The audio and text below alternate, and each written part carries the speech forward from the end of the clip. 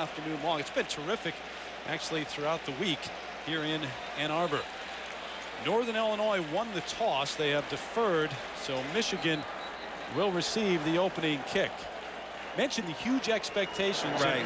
Michigan also opening up with 3 straight games at home this year. Next week it's Notre Dame. Yeah, you know, this is a great schedule for them. They're coming in playing against Northern Illinois, a team that we talked about is not a pushover, one of the powerhouse teams in the MAC. But then they're home again next weekend against Notre Dame, who's got a game tonight on ABC as well. So, you know, this is a great situation for University of Michigan. It's going to be interesting to see what happens offensively. You get a look at Steve Breaston right there, a guy who, a great returner, had over 300 yards all-purpose offense, and he's going to be one of the keys, or one of those people they're going to look to not replace Braylon Edwards, because you can't replace a guy like Braylon Edwards, but step up and pick up some of the slack and some of the production that Braylon Edwards brought to this football team last year. Chris Nendrick getting us underway here at Michigan Stadium.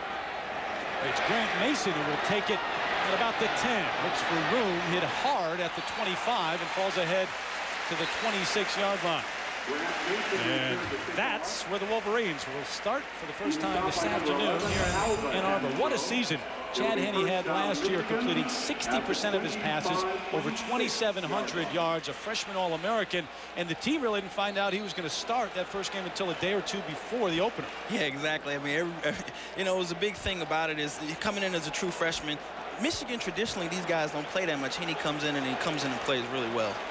So it's 1st and 10 with Hart in the backfield. Brian Thompson now the fullback. Kevin Dudley led the way last year. And here's Hart on the left side, fighting his way up to about the 28, maybe the 29. The Outback Steakhouse starting lineups, the backs and receivers for Michigan. You know all about Hart, and we just told you about Breaston trying to replace Braylon Edwards, but a lot of help for him with Avant, Massaquoi, a very good tight end. The offensive line, tackle Jake Long is out for a while with an ankle injury, and at center it's Adam Krause back off an injury, and he is from New Orleans. His family is safe. They got out to Jackson, Mississippi, and now are right here in Ann Arbor watching today's game. 2nd and 7, Henne to throw, got his man across the 30 out to the 33, and that's the big tight end, Tim Massaquoi, 5th-year senior from Pennsylvania. Defensive line from Northern Illinois, Ken West is the guy who leads the way up front. He can put pressure on the quarterback from Calumet, Illinois, and linebackers, 3 first-year starters, Blaylark, Hutton, and also Griffin, and it's Ray Smith who heads a secondary. He's got a great motor, the top returning tackler on this team. The Hansbrough identical twins at the corners. 3rd and 2. Hart over the left side across the 35. Close to a first down, we'll see.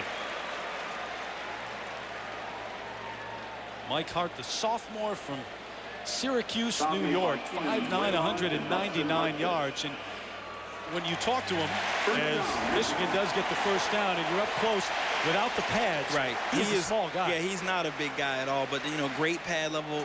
You know, built similar, very similar to Warwick Dunn, who's had a tremendous amount of success not only at Florida State, but obviously for the Atlanta Falcons. But that last play, 3rd and 2, you know, you're going to run behind your big dogs, Stenovich and Hennege. David Underwood, the starter last year to start the season. Hart came on when he was injured against Notre Dame. Quick throw out, complete. There's Breaston with room to run. Breaks outside and has another Michigan first down across midfield to the 48. Terry, you're getting a perfect look right now of why these people are so excited.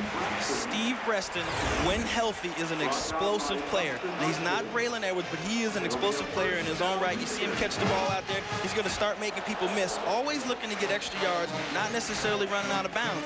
The one thing people said that could be a criticism of him, Terry, was that he wasn't the biggest guy. Right. But in that situation, he's trying to get as many yards as he can. Breaston out after the gain of 15, so another first down for the Wolverines.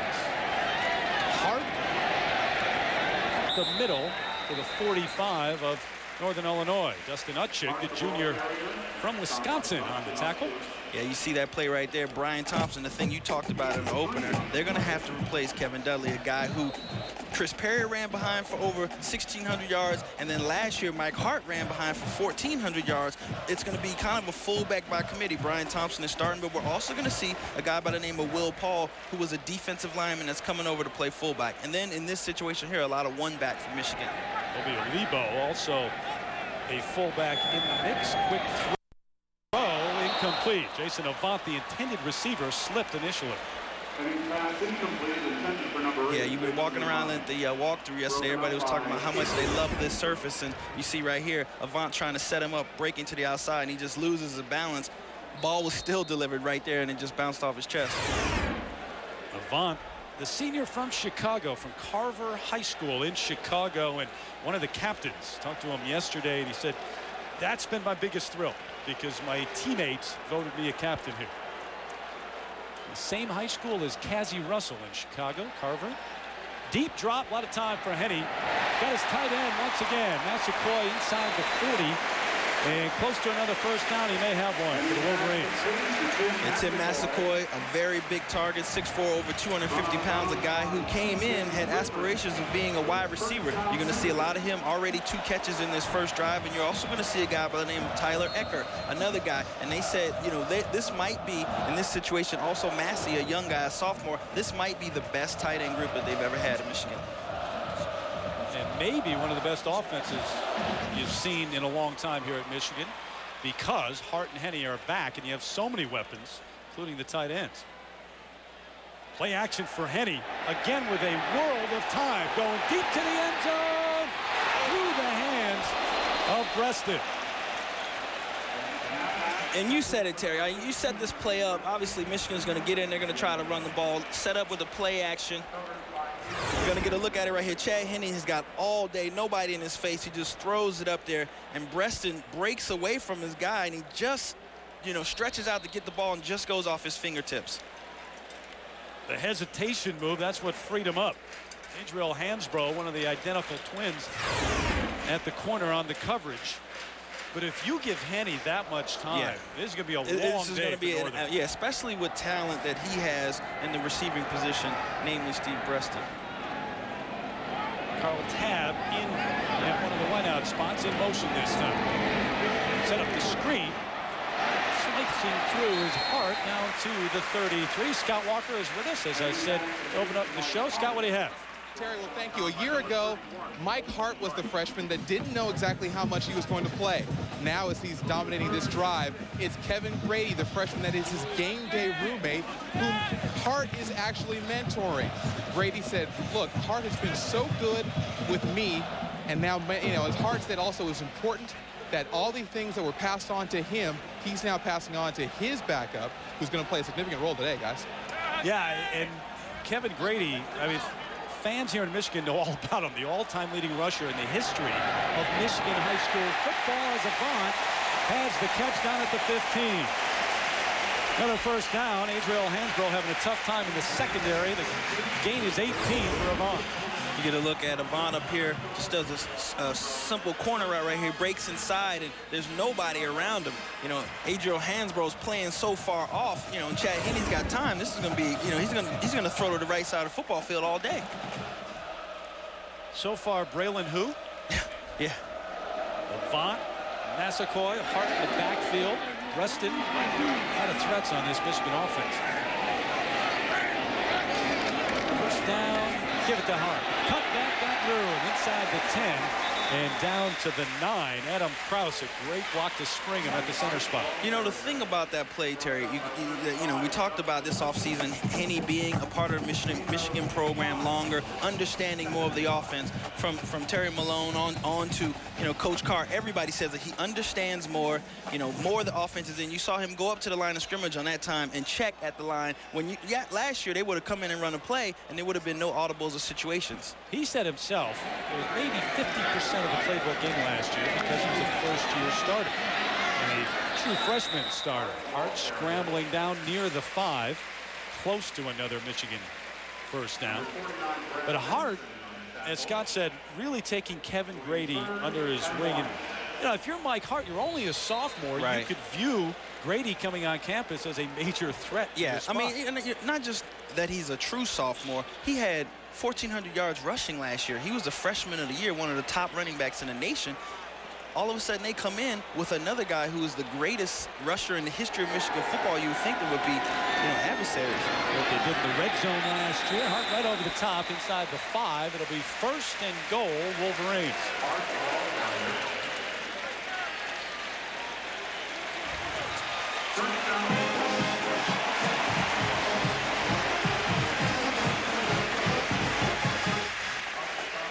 talked about Mike Hart's size, a guy who's only 5'9", about 190, but you see there's no hesitation to run him between the tackles, and that's what they've done. I mean, there's been no pitches or anything to get him out on the corners. Everything has been between the tackles. Straight ahead football, and then the play action to Avant and Massaquoi. 14th play of this opening drive as Henny is going to talk things over with Lloyd Carr. Terry Malone on the sideline. So a timeout taken by the Wolverines as they look at first and goal. Henny and Hart. The Henny Hart Show once again here on campus at Ann Arbor, and we talked to Lloyd Carr about their sophomore seasons and what's different. I think what Mike Hart and Chad Henny were able to do as freshmen in this arena is really special. I think looking back at my coaching career, I don't remember two guys who had the opportunities they did that did as much with them. And he's with so much more of the offense now in, and with the experience of Henny in a summer to watch tape, to get stronger. He's put on about 10 pounds of muscle, and Hart actually has lost a little bit of weight. Yeah, you know, it's the thing.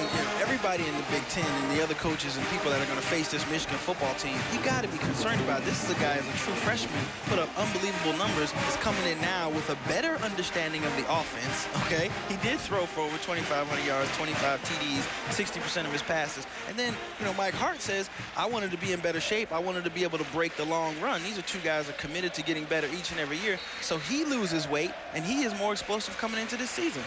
First and goal from the 4. Massaquoi in motion. 3 tight ends in from Michigan right now. Quick drop. Fade to the corner. Caught. No signal yet. Got it. Touchdown. Avant the catch, and a good one.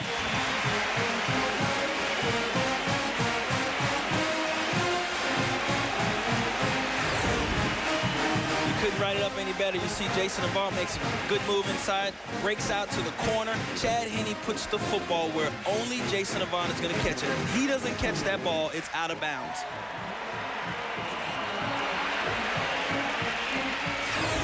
Kept him in, came down with a catch, and that's the question mark for Michigan this year, because Braylon Edwards had that size, could go high into the air. Garrett Rivas on for the extra point, up and good. Henny could throw it up, he'd get it, and now Avant taking over that role. So number 4 Michigan, the long drive, they're on the board at 7-0, and the Huskies get it when we come back.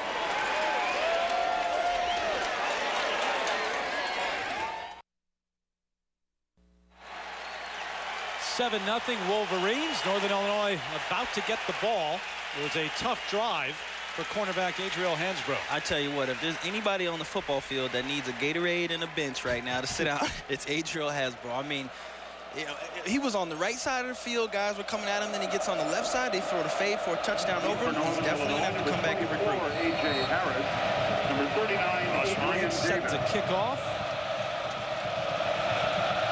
A.J. Harris, Adrian Davis. Back deep. It's Davis at his own goal line. He drops the football. Looking for room, spinning, and only out to the 7-yard line. I tell you what, you know, Joe Novak, the head coach, told us, hey, my guys aren't going to be nervous, but I tell you one thing, if that doesn't look like nerves in the big house, I don't know what else is. He said, we've been in this situation before. My guys will be fine. We're not worried about 110,000. Well, he didn't get the memo. Adrian Davis, the backup tailback, just dropped it. And they have not played in front of over 100,000 fans before, but they have played in big BCS stadiums before. Beaten Maryland, Alabama, Iowa State last couple of years. Phil Horvath, 2-1 as a starter last year. Garrett Wolfe gets the call, no room along the left side. Wolfe, the junior from Chicago, to the line of scrimmage. Grant Mason to tackle. That's going to be of critical importance today for Michigan to stay up on Garrett Wolfe. He's an explosive guy with a lot of talent. On a gorgeous day here in Ann Arbor, Michigan with a 7-0 lead over Northern Illinois. Terry Gannon, Jamal Anderson, and Scott Walker. Henny at the end of that long drive to Jason Avant, who kept the feet in, the catch in the corner, and now it's 2nd and 11 for Northern Illinois. Garrett Wolfe gets the call again. from their own 5, got a hole over the left side and all the way out to the 23. And Jamal, you get a look at the speed that allowed him to gain over 1,600 yards a year ago. Yeah, Terry, we were talking about it just a moment ago. You see right here, it's a simple draw play, and where they're going to run on the left side of that line where Ben Luke and Doug Free are, and then Garrett Wolfe breaks it in the open field, and he's a guy who can take it all the way. Michigan is going to have to minimize the big plays, not just in this game, but throughout the season, and they're going to have to contain Garrett Wolfe somehow. Phil Horvath, the numbers on him, he played in 7 games last year, and he started 3 for an injured Josh Haldy. His big win was against Bowling Green, a very good team last year. Wolfe out, and a solid game out to the 29. Outback Steakhouse starting lineups, backs and receivers. Wolfe led the MAC in rushing, scoring, and all-purpose yards a year ago. A.J. Harris, his backup, gained over 800 yards, the top returning duo in terms of tailbacks in the nation. And a very good offensive line. Novak says it's one of the best he's been around ever, maybe the best. Doug Free, an all-MAC performer, one of 3 returning starters on the left side of the line. 2nd and 4, just under 8 to go here in the first. Quick drop, Horvath, quick throw, and a good catch. It was behind him. Sam Hurd hauls it in, and a first down for the Huskies. As we check out the Michigan defensive line, took a lot of heat late in the year for not pressuring the quarterback. Lamar Woodley, the guy who will get them there, the 2nd leading tackler coming back this year. Prescott Burgess, everyone on campus talking about the junior from Warren, Ohio, maybe the next star in the making here in Ann Arbor. In the secondary, he's got to replace 2 All-Americans in Jackson and Shazer. Leon Hall from Vista, California, the lone veteran starter back there. Horvath swings it out to Wolfe out of the backfield to about the 45-yard line. Cut down by Burgess and McClintock.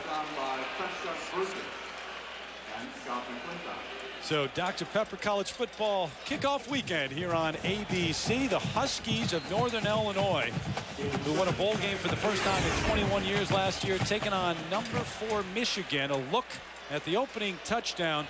4-yard pass from Penny to Avant, and that's where we are, 7-0.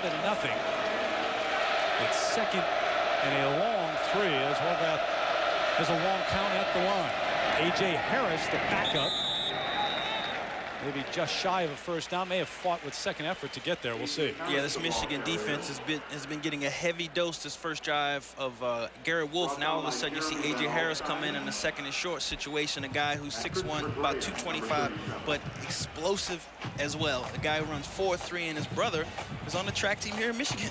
Yeah, he's in the stands today, and he's wondering whether his brother would be cheering for Michigan or Northern Illinois today. Family or college loyalty, see which one is stronger. Straight over the top, and it should be a first down for Northern Illinois. Yeah, you're talking about headaches in the offseason for the University of Michigan. Everybody was talking about the defense and how many points they gave up in the end of the year and how they had a hard time against athletic quarterbacks or other athletic players. Well, this is a recipe for disaster, Terry. This is a spread offense that Northern Illinois runs. They'll have 3 or 4 receivers in. They have 2 very talented running backs. The thing for them is they have to contain this ground attack and make Phil Horvath throw the ball. Straight drop this time for Horvath, who swings it out to the flat. There's Wolfe, powers his way across the 45. So Wolfe showing us some speed and some strength. Woodley, that's the man who hit him, or got hit.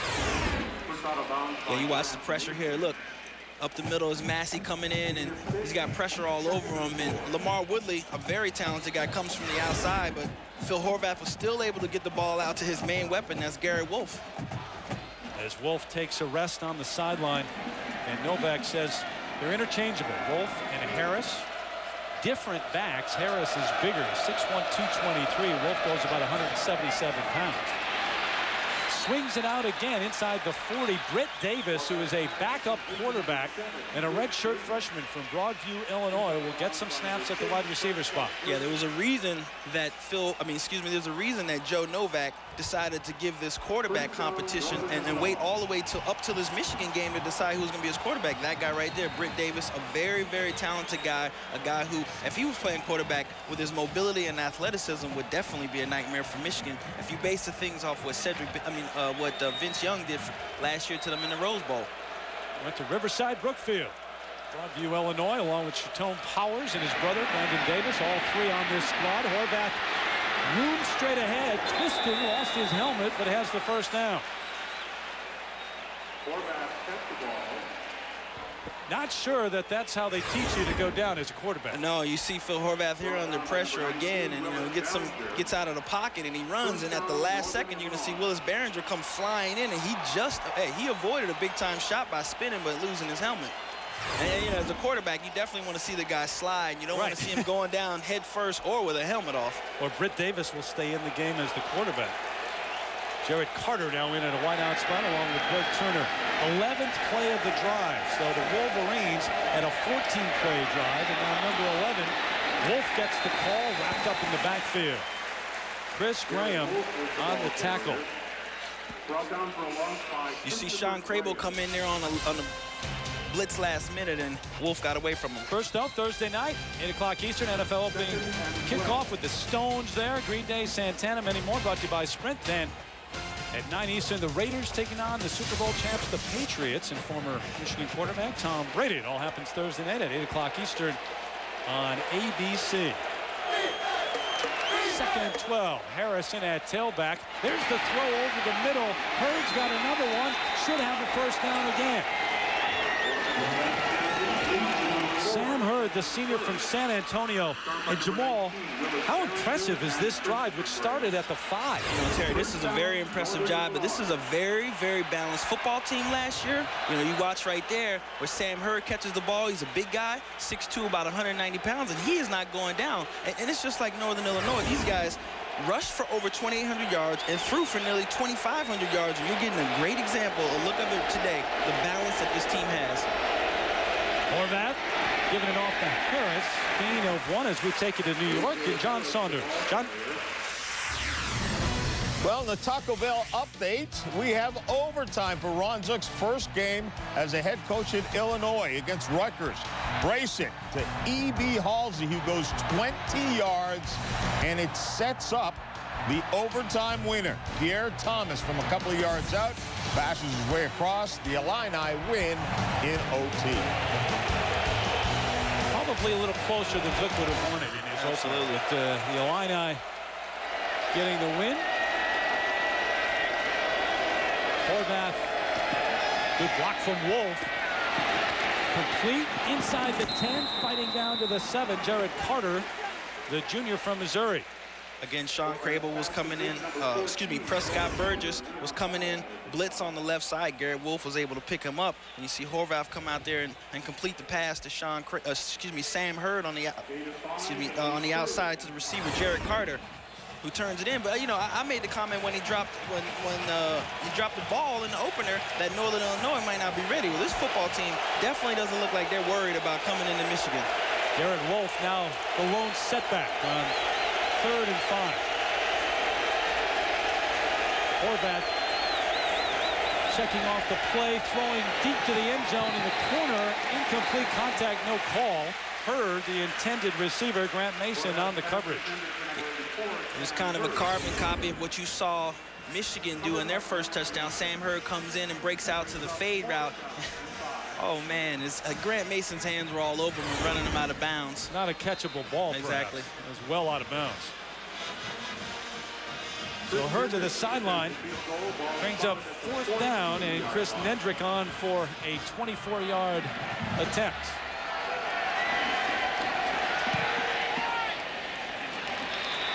Nendrick up and good.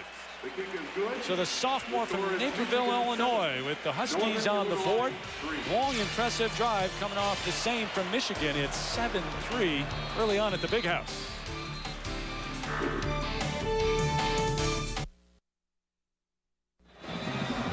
Michigan with the lead 7-3, but an impressive 16-play, 86-yard drive for Phil Horvath and Northern Illinois, and they got on the board with a 24-yard field goal. Yeah, Terry, it didn't start pretty.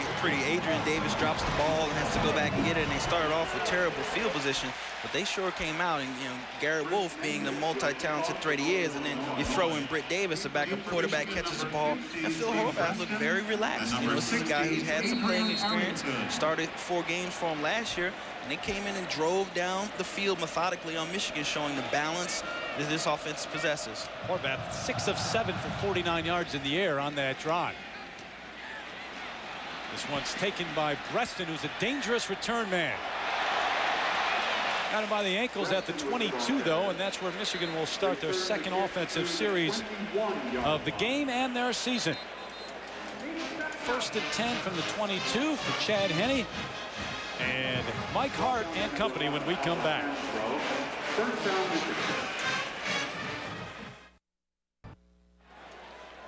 2:34 left in the first here at the Big House in Ann Arbor. Terry Gannon along with Jamal Anderson, Scott Walker, and Michigan opening up its second series of the game. 1st and 10 from its own 22-yard line. 14-play drive on the opening series. Here comes Mike Hart. A big initial hole across the 30. He's got a first down for the Wolverines. With Dr. Pepper, college football kickoff weekend on ABC, brought to you by Dr. Pepper and your local Dr. Pepper bottler. Dr. Pepper, one taste and you get it. Dodge, you can take life as it comes, or you can grab life by the horns. Allstate, a proud sponsor of the Bowl Championship Series, and Outback Steakhouse. No rules, just right. Gain of 12 for Hart, and another 1st and 10 for Michigan. Northern Illinois has got to figure out some way to stop this offense. You know, the defensive line of Northern Illinois is going to have to just pick it up. Obviously, when you see Mike Hart there, you're going to have to worry about Mike Hart as a running threat. And then, you know, that's something that Lloyd Carr talked about, how he's improved. Another thing he's improved in the offseason is catching the football out the backfield.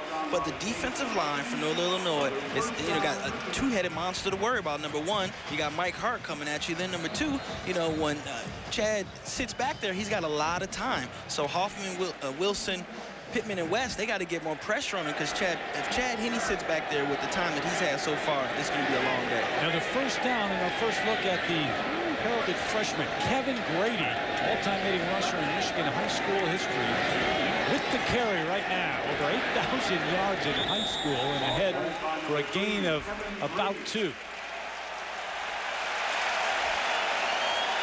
Hear the ovation from the crowd. You watch this right here, and you see Tim Massaquoi right there makes a great block right there on Ken West, you know, one of the defensive ends for Northern Illinois, who's going to have to come in and try to get some pressure if they're going to hope to slow Michigan down. The high school stats on Grady, over 8,400 yards. That is not 8-man football. I mean, that's 11 people. That's unbelievable, those statistics. And the touchdown number is correct, folks. Straight drop for Henne with time again. Overthrows Mike Hart. That's a tough throw. Very tough throw. I mean, obviously, you know, Mike Hart only being 5'9", not the biggest thing. And you see, this is the reason why true freshmen usually didn't play at Michigan, because they couldn't pick up the blitz. But you see Kevin Grady right there making a great pickup. And isn't that one of the toughest parts of the offense for freshmen, you know, the blocking scheme? It's one thing to come in and be a talented running back or wide receiver, but you really have to understand the offense. You have to be in a situation where you can protect the quarterback when he has to drop back and pass. Tyler Ecker in at tight end now. Henne under pressure, but steps up nicely, fires it over the middle, and Avant with another catch. Down to the 34 and a first down. Third catch already this afternoon for Jason Avant. Chad Henne again with time. You see Jason Avant out here, breaks it on the inside, and he's going against the other Hasbro twin this time. Comes in and just Chad makes a good job, does a good job of stepping up into the pocket and releasing the ball. And calmly stepping up into the pocket. I mean, you know, he's got time, and when he doesn't have time and he feels the pocket breaking down, just stepping up and trying to find an open receiver rather than running. Double tight end set with one of them, Massaquoi, in the backfield now. Sailing out the screen to Hart, bouncing off of one tackler. He broke it down the sideline. Hart to the end zone. Touchdown, Michigan.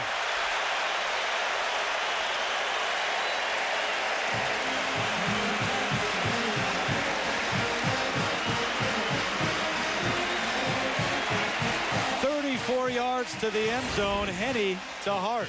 This is why you don't hear too many people. We mention it just for the sake of saying it, that Mike Hart is not the biggest guy, but you see him pad level, great balance, great ability when he drops his shoulders and continues to run. And that's what he did all last year in the Big Ten. You're worried about him coming in. Was he big enough to handle it? Now he's running over defensive line. Rivas on for a line drive. Extra point up and good.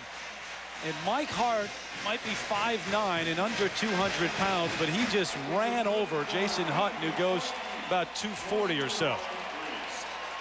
Third catch of the afternoon. This one a touchdown for Hart. Now the offense for Northern Illinois gets their chance. Dr. Pepper kickoff weekend continues.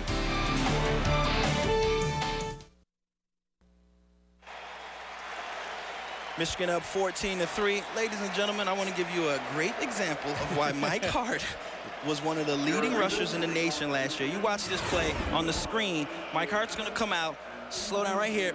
Boom, drops his shoulder. That's Jason Hutton right there. He's a guy who's 6'1", 240 pounds. Mike Hart, 5'9", 190. And he may be 5'9", Terry. He may be 5'9". Piece of tape that Hutton will not want to review anytime soon.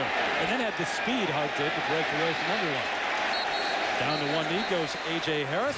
They'll bring it out to the 20.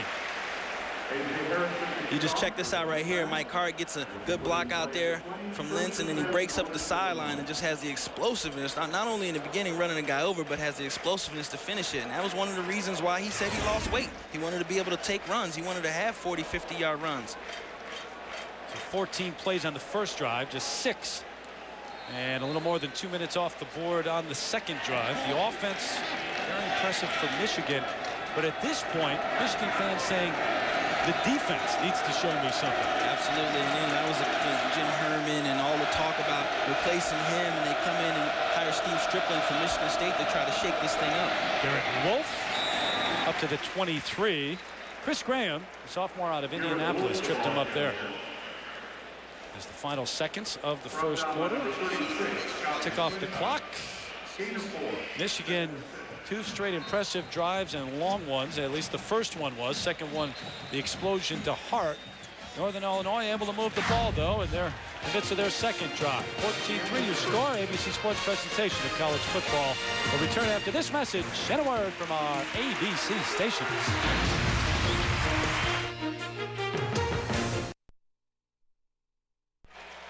Phil Horvath, the junior from Naperville, Illinois, suburban Chicago, leads the offense back onto the field for the Huskies, who were 9-3 last year, 7-1 in the MAC. They tied for first in the West with Toledo. Wolfe bounces outside, turns the corner with speed. Garrett Wolfe across midfield, cuts back, still up. Wolfe is gone. Touchdown, Northern Illinois.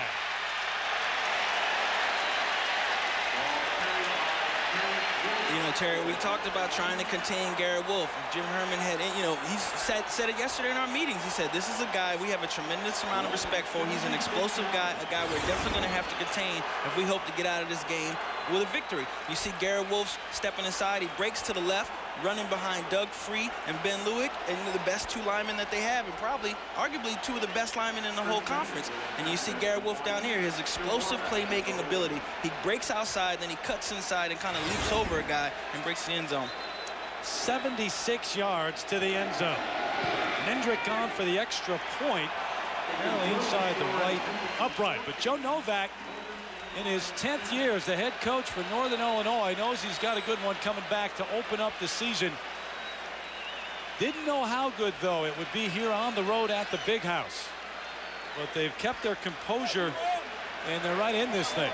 I tell you what, you know, this is something that the fans in Michigan definitely did not want to see. You know, all the talk was about improving defensively and trying to minimize big plays. What do you have? A 76-yard touchdown by Garrett Wolfe. This is the reason why they hired Steve Stripling over from Michigan State, to try to get the defensive line to play better, to try to get more pressure, and in general, just minimize the mistakes by this defense and giving up big plays. And right off the bat, 76-yard touchdown for Garrett Wolfe. And look at the longest plays given up by Michigan in 2004, and of course, most talked about in the offseason, all the yards, all the points they gave up in the Rose Bowl to Vince Young in Texas, and also to Ohio State, the last 2 games of the year after the great start. They were beaten early by Notre Dame and then ran the table up until that Ohio State game. Right, and explosive players on both sides made the difference in those games against Michigan. And I know, you know, coming into this game or coming into camp, they knew what they were facing in Northern Illinois. They knew they had a guy named Garrett Wolfe, an explosive guy with a tremendous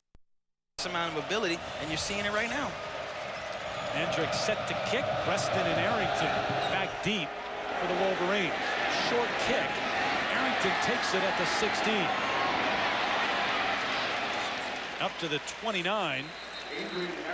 Trying to pooch kick it because they want to keep it away from Steve Breaston. Arrington, the sophomore from Cedar Rapids, Iowa. Brings it back out close to the 30-yard line. So now Chad Henne gets another turn. Hart and the offense, they've been impressive, but you don't want to get in this pattern of being in a shootout and having to score every time you got the football. You know, on one hand, Joe Novak excited, 76-yard touchdown. And then you look at Chad Henne and Mike Hart are coming out on the football field, so you know you got your hands full. Tab, Avant, and Breaston, your three wideouts. Hart, a lone setback.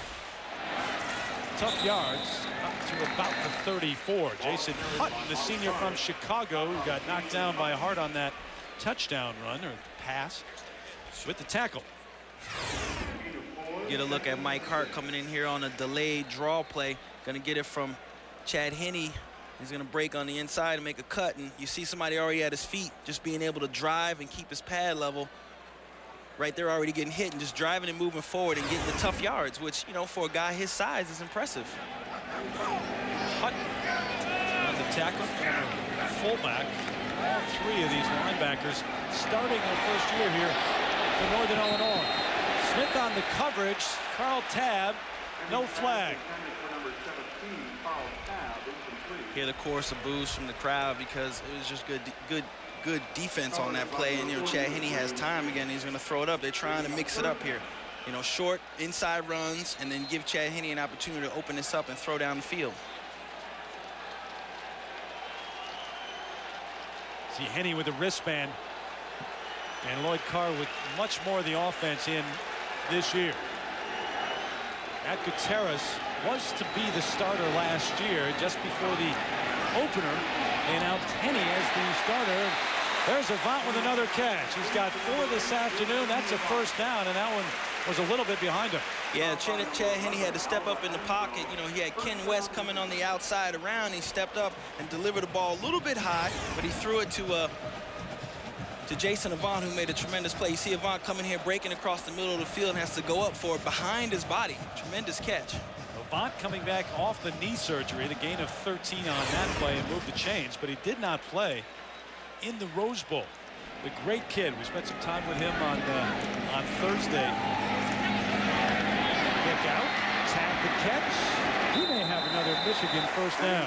Adriel Hansbrough on the coverage and eventually the tackle. I know it's going to be tough for this Northern Illinois defensive line, but they've got to find a way, whether it's blitzing or the defensive linemen themselves, to get some pressure on Chad Henne. You cannot allow him just to sit back there and be able to find open receivers and pick his way all the way down the football field. Easier said than done against this Michigan offense, though, because you always have to be conscious of the running game and Hart. Yes. You can only be so aggressive.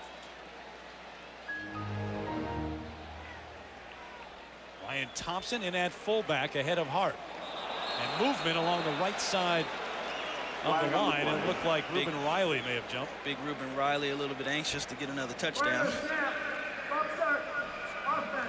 Number 72, 5-yard penalty, still first down.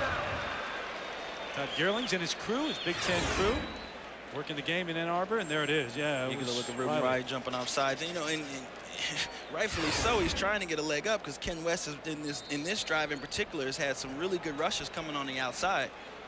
Jamal, not bad though. 2 minutes into the second quarter, and the first time we've seen that here in the opener. Expect a lot of mistakes, penalties, jitters in the opener. Hart back near the original line of scrimmage. As Ray Smith came up from the strong safety spot to make the tackle. You know, really 43 and counting here, and Michigan with the 14-10 lead in the second. Yeah, it was a great job by Ray Smith, number 48, the strong safety, because Mike Hart had it was a glimmer of hope right there in the open field and tried to make a move, and Ray was able to tackle him. 2nd and 11. And a 3-receiver set. Hart in the backfield as they spread it. Henne over the middle. Avant his 5th catch already, but a strong tackle by Jason Hutton, the senior from Chicago. Jason Hutton jumping up. You can see a little bit more energy from this Northern Illinois football team. They're feeling a little bit better about this game, obviously only being down 4 points. But, you know, I find it a little bit interesting. I thought Michigan would try to come out and maybe be a little bit more physical. You know, I know they're having a lot of success dropping back and throwing the ball, but I thought they would try to pound this Northern Illinois defensive line. You know, they outweigh him by, I think, an average of almost 40 pounds. Michigan, a perfect 6 of 6 on 3rd down. 3rd and 4 coming up here. See if there was contact. The flag. This one knocked down at the line of scrimmage. So we'll see if Northern Illinois can cross. Yep. Looked like Keenan Blaylark, the linebacker, jumped across the line prematurely. Offsides. Number 33 on the defense. 5-yard penalty. First down. So that moves the chains. The penalty by Blaylark. As we take a look at our Pacific Life game summary so far in the opening moments here of the second quarter. Henne, the quick drop to Avant into the corner of the end zone, the first touchdown. And then over to Mike Hart, who ran over Hutton, going all the way for the second 7 on the board for Michigan. Garrett Wolfe, 76 yards, running away from all of the Wolverine defenders. And that's where we are right now, 14-10. Michigan.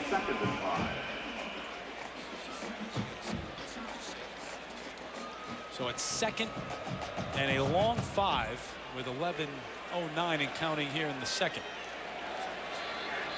Will Paul, former defensive tackle, now in at fullback. Hart trying to pound it over the right side, to the 22. Yeah, you just said it. Will Paul comes into the game, and, you know, a guy who was a defensive tackle, and who are you going to run behind? The guy is, you know, 6'3", 260 pounds, almost 270 pounds, comes in, and right away they're going to go behind him. You mentioned this offensive line. They average 6'5", about 315 pounds for Michigan.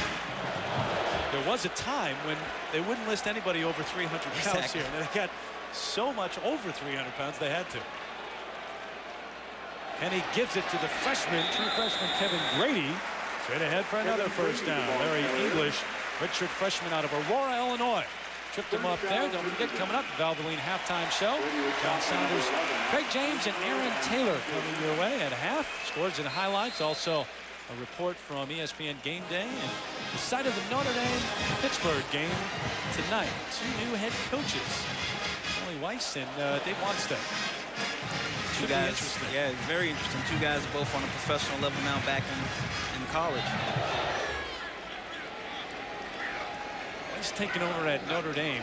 Once again, just a murderous schedule for the Irish. Weston up top. Can he get there? No.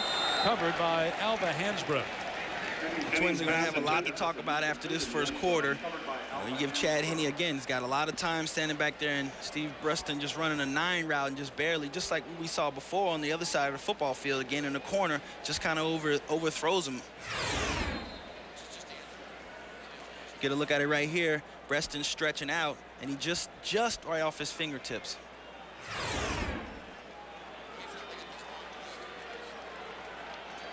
Time of possession nearly even. Basically is even.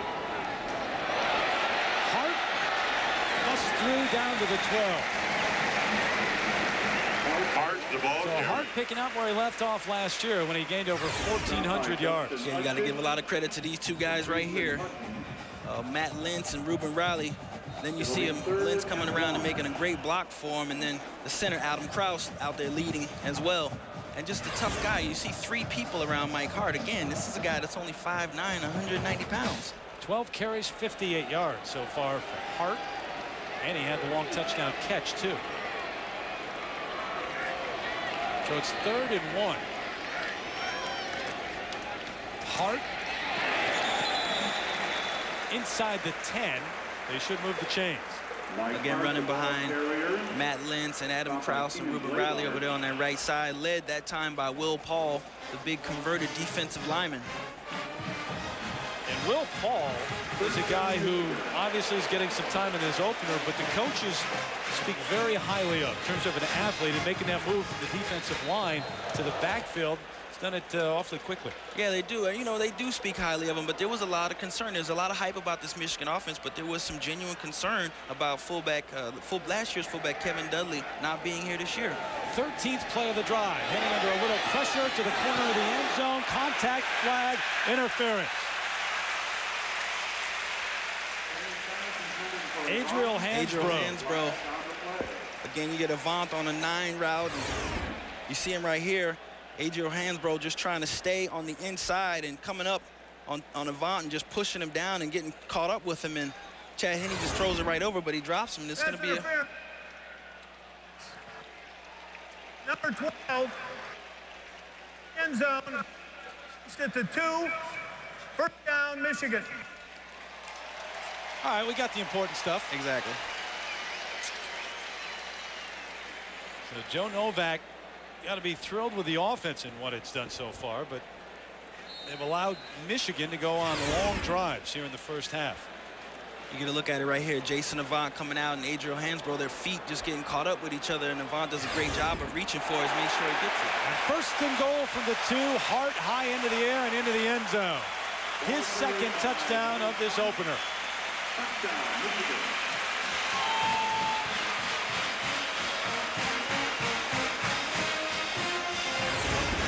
There you go. Again, Terry, you got to credit that right side of the line. You see Leo Hennigy pulling, Adam Krause, Matt Lentz, and Ruben Riley all just creating a wall for Mike Hart to just come down and just jump over the top. Garrett Rivas on for the extra point. 3-year starter has it blocked. And that will go out of the back of the end zone. Quince Holman, number 96, the man who got high into the air to block the extra point. Clint Holman comes. You see Clint Holman right here, coming right up the middle and extends his hand.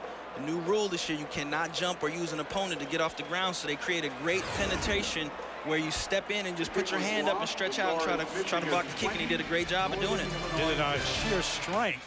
2010 Michigan.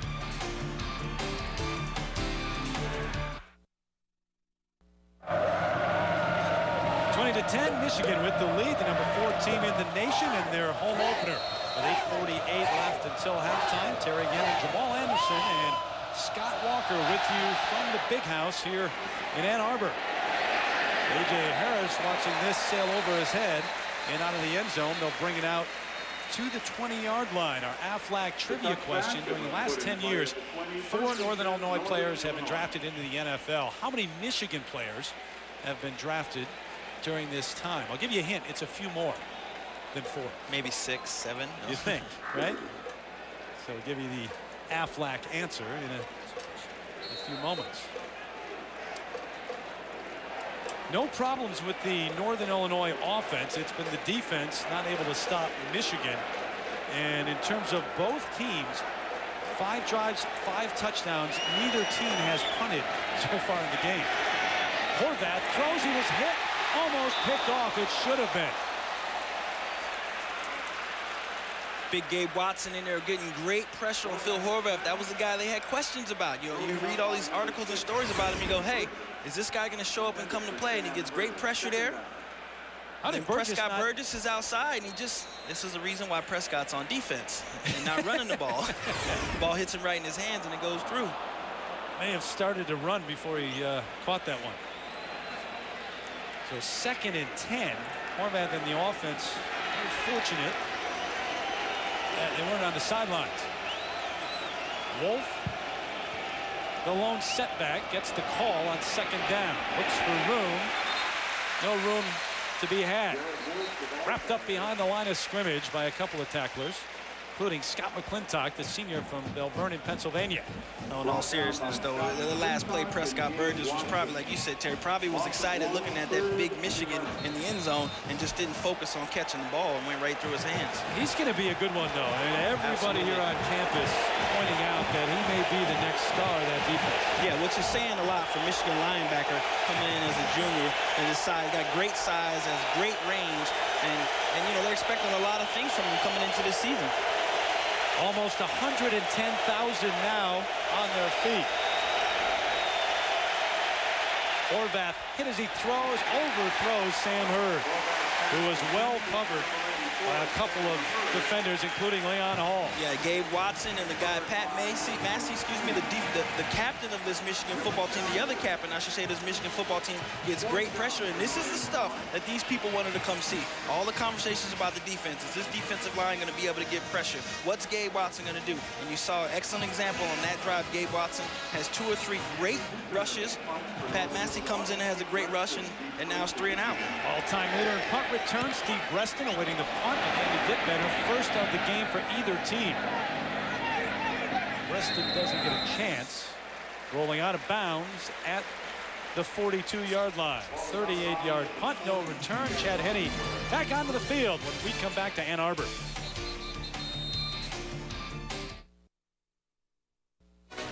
Dr. Pepper College Football Kickoff Weekend on ABC Sports, brought to you by Chevy, the new Chevrolets in American Revolution. Aflac, ask about it at work.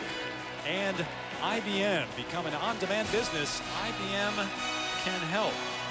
State Street here in Ann Arbor, the opening weekend of the college football season. Thanks for hopping all week long here in a great college football town. If you've never been to the Big House, you got to make it here for a game. Terry, you want to talk about the picture of potent. With 7 minutes and 44 seconds, Michigan offense already has 15 first downs, and they're perfect 8 of 8 on third down conversions.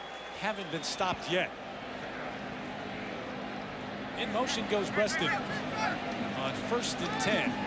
Henne with time again behind Breston. He catches it, but wrapped up behind the line of scrimmage. Hard hit by Adriel Hansbrough.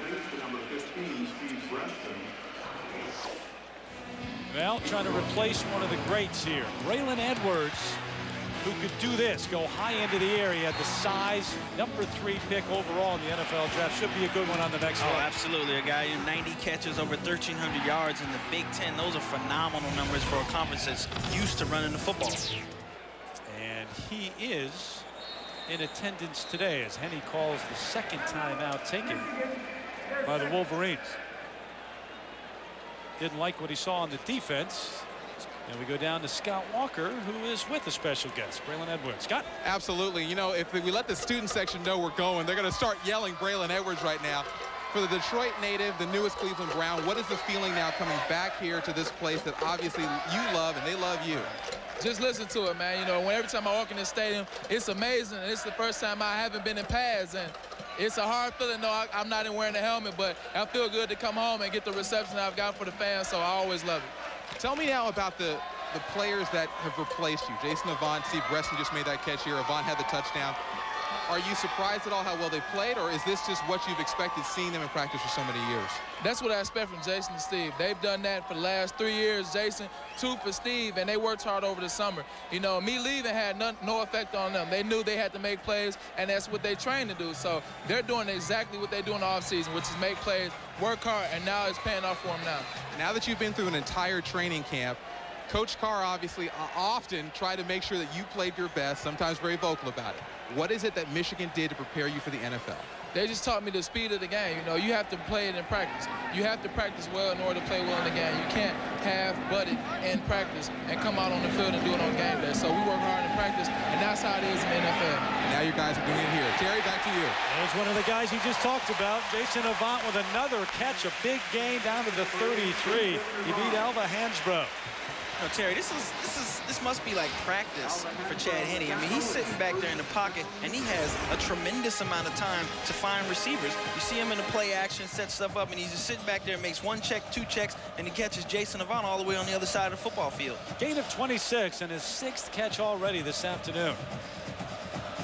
So from the sideline and the Biletnikoff winner, All-American, down to one of the guys he played with. Avant, a huge day, and so is Hart.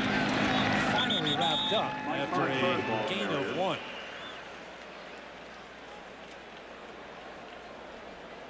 I know another guy they're going to need to come in this year, in addition to Avant and Steve Breeson. They're going to expect big things from Adrian Arrington. He's the 3rd receiver, a guy who's 6'3" and 180 pounds, 190 pounds himself. So I think as a trio, these Michigan guys definitely feel like they're going to be able to come in and reproduce the production that Braylon Edwards gave them last year. Yeah, Arrington, just a sophomore, and he's the high school player of the year in Iowa. He's from Cedar Rapids. Great speed. Massaquoi tight end in motion. Here comes Hart. Hesitates. Tripped up behind the line of scrimmage. Good tackle by Adriel Hansbrough. Gave you the Aflac trivia question a few moments ago. The last 10 years, 4 Husky players been drafted in the NFL. How many Michigan players have been drafted during this time? Did you see the answer, or do you want to take a guess? I'll guess. I think in the last 10 years, I'd say Michigan probably has 38, 40. Not bad. Even better, 47 over the last decade from Michigan. Drafted by the NFL. David Boss, great All-American center for the San Francisco this year. Henne again with a world of time to the end zone. Incomplete. He was out. Preston hauled it in, but he didn't stay in. You know, at the last second, he got a little bit of pressure there, and I think that's the reason why he overthrew the ball. I know he was seeing Steve Breaston run up the sideline, basically wide open, and he just kind of overthrows him. Breaston catches it, but it's out of bounds. Had that initial foot right on the line. No chance. So Garrett Rivas, who had his last extra point blocked, comes on for a 48-yard try. He had a 47 long last year. So this is 1 yard longer than his longest field goal in 2004. And not even close. You know, I'll tell you what, Terry, you know, he is looking at the defensive line from Northern Illinois. They had 3 or 4 guys breaking through on that play again to try to block the kick. Little momentum for the Huskies.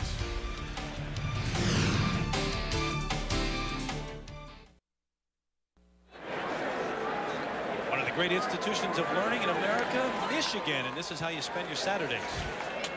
Just up like that. Moment ago, Adrian Arrington was injured on that last play, and they just carted him off with a bag of ice around his right ankle. Yeah, we just talked about how he was going to be a big factor in trying to replace some, you know, pick up the production slack where Braylon Edwards left last year, and he was already out the game. So we'll get a report on him from Scott in a little bit. He's running that down with info. A.J. Harris in the backfield to start this set. Good gain over the left side, close to the 40-yard line. His backfield mate, Garrett Wolfe, already has 100 yards rushing in the game.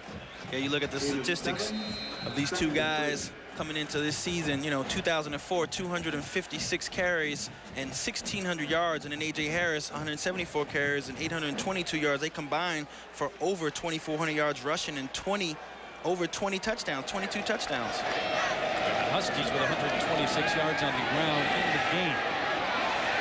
Good throw across midfield and a solid catch. Knocked out of bounds. Chatone Powers, the senior from Broadview, Illinois, hauling it in. There's a penalty marker back at the 30. There is a flag on the play. And a late hit. A personal foul against Michigan. Looks like that late hit is going to go against Lamar Woodley. What do you think? Number 56 of the defense. Hand to the head.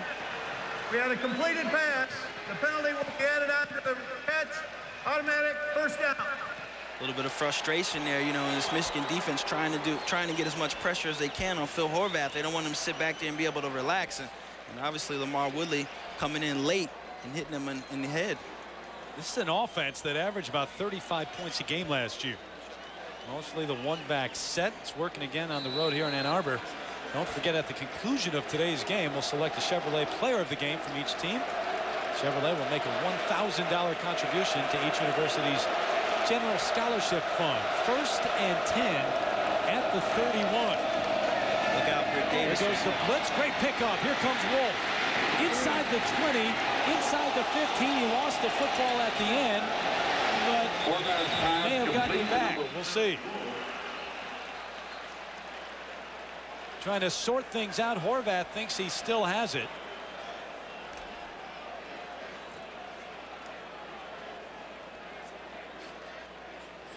Either way, now Michigan's got the football.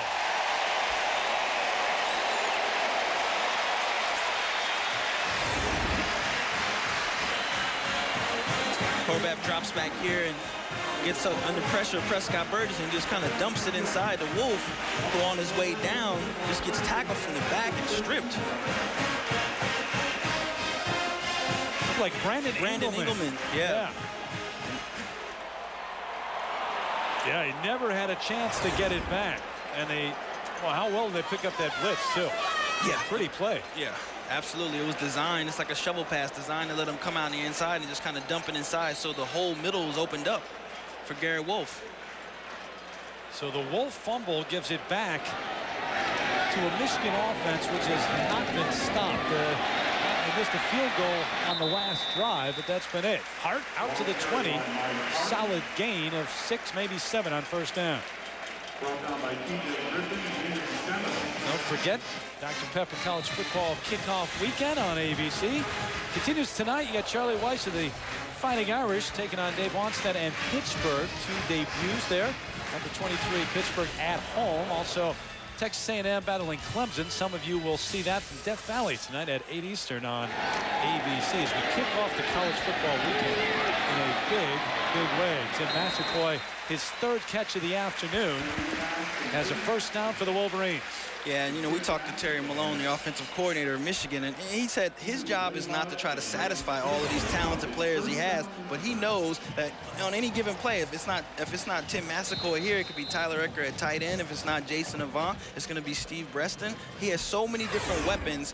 This in his mind, this could be one of the most potent offenses the University of Michigan has ever had, and that's saying a lot. A lot of ways they can beat you. 5 different receivers have caught passes already today. Hart slips through 1 to the 25, wrapped up by a couple of Huskies, including Jason Hutton. Get a look right here at Jason Avant. Misses the block right there. He's working, he's frustrated, which is good to see for a wide receiver. Yeah. One of the captains, and his name is often mispronounced. In fact, some of the coaches here call him Avant. We asked him, what is it? Is it Avant? Is it Avant? He said, I don't really care. So what does your mother call your last name? She doesn't care either. So, okay. Complete to the far sideline. Up at the 44, there's Avant on cue with another big catch. Before he stepped out. Yeah, I know he's frustrated because he had nothing but open field in front of him. And he tried to turned around to make the catch there, but if he would have been able to keep his feet in bounds and maybe swivel the other direction, you see him trying to spin and stay in bounds, but momentum took him out. He had nothing in front of him. Well, he's got 7 catches for 104 yards already this afternoon. So if you're wondering how much they'll miss, Braylon Edwards, well, they have the answer already. Play action, Henne again with time, going deep. Preston's there, double covered, and incomplete. That's a dangerous one right there. Steve Breston is out there, and free safety just sitting back there. Steve Breston's out there. He breaks it up the field, and if it was a situation where it would have been one-on-one, I could see you trying to make this throw. But Ray Smith was back there deep, just waiting for him to throw it. Smith, the strong safety, the senior from Crown Point, Indiana, coming over to read it nicely.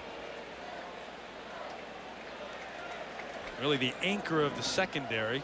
Guy who's been in that starting lineup for 3 years now. For Denny Dornbow's the defensive coordinator. And for Joe Novak, 2nd and 10, Wolverines. And he's going to tuck it, run, slide across the 45 to the 46.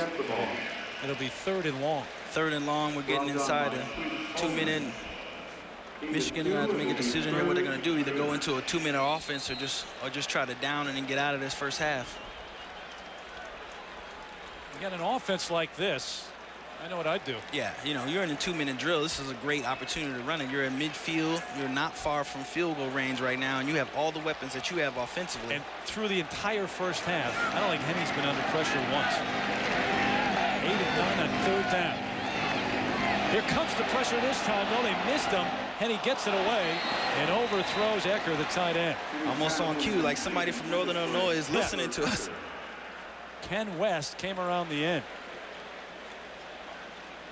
That's what Northern Illinois is going to have to do to try to mix it up. Obviously, they're not getting a tremendous amount of pressure with their defensive linemen, so they're going to have to try to throw some blitzes at Chad Henne just to throw him off of his game, because he's just sitting back there with all the time. Ross Ryan, the senior from Franklin, Michigan, on and back deep. Stone Powers is deep for Northern Illinois. At his own 10. Michigan does punt the football. First punt of the afternoon. Powers lost the football. Still loose. Still loose. They'll sort it out. The ball at the 13. Michigan football. You never want to see a guy inside the 20-yard line trying to do anything cute with the ball on a punt. You know, when you're in this situation in the game, you're under a little bit of pressure. You're looking at him right here. There's not a guy right in front of him, but when you're that deep in your own territory, you always want to try to be safe with the football and maybe fair catch it. How about Ross Ryan, the punter, scrambling down there to get it? He's the one that recovered it. And a solid hit initially by Darnell Hood. So the second straight turnover, second straight fumble. Powers the man this time. Last time it was Wolfe. And Lloyd Carr's team handed a gift with 1:25 until the break. Michigan in a 2 tight end set. Hart behind a lead blocker. Dances inside. Fights down to the 5. Northern Illinois had to know what was coming. When you see Tyler Ecker and Tim Massaquoi both in the game at the same time in a 2 tight end split, you know Michigan is going to try to run the football. You get a look at Mike Hart right here. Great lead block there by Brian Thompson. Cuts inside of that and just continues to drive. Mike Hart, 18 carries, 78 yards here in the first half. And don't forget the touchdown catch as well. 2nd and 2. Why not give it back to Hart? Spins down to the 1. The most impressive thing about Mike, as he's coming out of the game right now, is not just, what he did last year. You look at his vision, his toughness, and his overall ability, and how quick he is when it comes time to make the initial move. That's the big difference between some good running backs and great running backs. He can make a move in such a tight spot and explode so much faster than most guys can normally.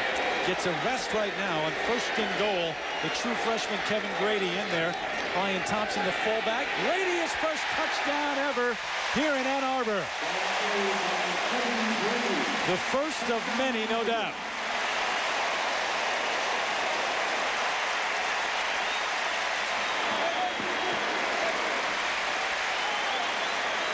So the freshman from East Grand Rapids High School, high into the air for the touchdown. And Hart, the man that got them there. But the 2 turnovers, if you're Joe Novak, you look at this first half and you say, we stayed right with Michigan, and then we coughed it up twice. Absolutely, and you're coughing up the ball one time when you were going in to score, then you cough up the ball trying to run the clock out on Michigan. Rivas had one blocked, and number 4 Michigan at home, rolling right now, 27-10 with 27 seconds until half.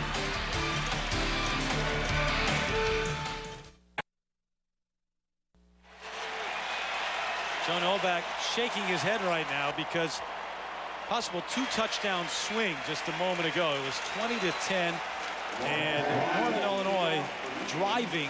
Wolfe coughs it up. Michigan gets it back. They punt it. Chatone Powers fumbles the punt, and the Wolverines get 7 more on the board.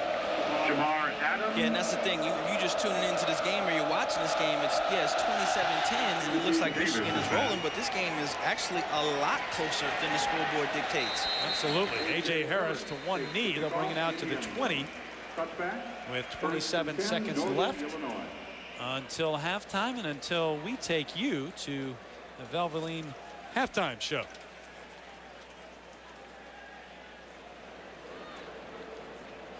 Horvath has been awfully impressive running this offense in the first half. I mean, the offense, the fumble by Wolfe, that's it. Other than that, Joe Novak's offense has done great against a Michigan defense that probably are doubting themselves a little bit now again. Absolutely. You know, this is the type of offense that Michigan had so much trouble with last year. You hear it all the time with this spread offense and this offense with guys who are so talented in different positions. You know, Northern Illinois has a good set of receivers, 2 great running backs, and a quarterback who's confident. So Horvath takes a knee, and they'll head to the locker room as Michigan has the 27-10 halftime lead. Garrett Wolfe with 100 yards in the first half, but Mike Hart has 83, and go down to Scott Walker, who's with Lloyd Carr. Coach, a big lead for you right now against this game, but Northern Illinois kept it close for a while. Are you surprised at how they played in the first half, and how do you think your team has? Well, I'm not surprised at all. I'm very disappointed in the big play, but you know, hopefully we can get that straightened around. I think we're doing some good things. We're getting good pressure on the quarterback, and offensively we're executing awfully well. Do you feel that your defense then is making progress despite that big play? I know that's a question mark on your team. Ask me that after the game. You got it, Coach. Thanks. Yeah, they gave up the big play, the 76-yarder to Garrett Wolfe to the end zone, but making big plays on offense as well. 27-10, your halftime score. Stay tuned for John Craig and Aaron Belvin halftime show right after this message and a word from our ABC stations.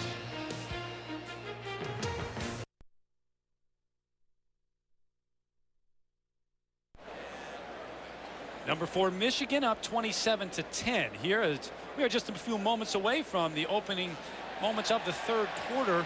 Northern Illinois head coach Joe Novak stopped by to talk to Scott Walker just a moment ago. Michigan up to 27-10. Here's Northern Illinois coach Joe Novak. And Coach, tell me what you told this team in the locker room after having some turnovers that really cost you late in the first half. Really, yeah, that was a 14-point swing there. We're going in hopefully to score. That we fumble it, we stop them, we fumble, they give them a touchdown on there. It's a 14-point swing. We're really hurting ourselves.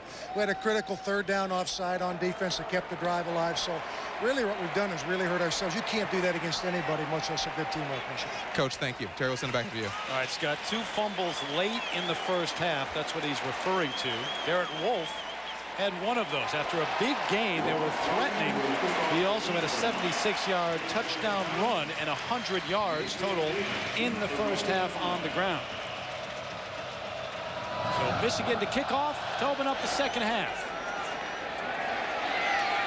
A.J. Harris back 7 yards deep to one knee, and they'll bring it out to the 20 for the first series of the second for the Huskies. And here are the 2 turnovers, Jamal, that really hurt the Huskies. No, absolutely, because this team has been driving all day, and you see Garrett Wolfe right here. It looked like they were going to go in. He gets tackled, and he fumbles the ball, and they were in great field position to score. And then right at the end of the first half, you see another drop of the punt right there. Another turnover for Michigan. Yeah, the score is 27-10, but this game should be, and probably easily could be, a 17-20 game. Yeah, it was 20-10 at that point. Phil Horvath, the junior, who only started 3 games last year. He's 8 of 11 for 81 yards so far in this one. Wolfe gets the call on first down out to the 28-yard line. As we check out our Pacific Life game summary, the first half stats, 289 yards total for Michigan. And look at the time of possession, over 20 minutes on the clock for the Wolverines.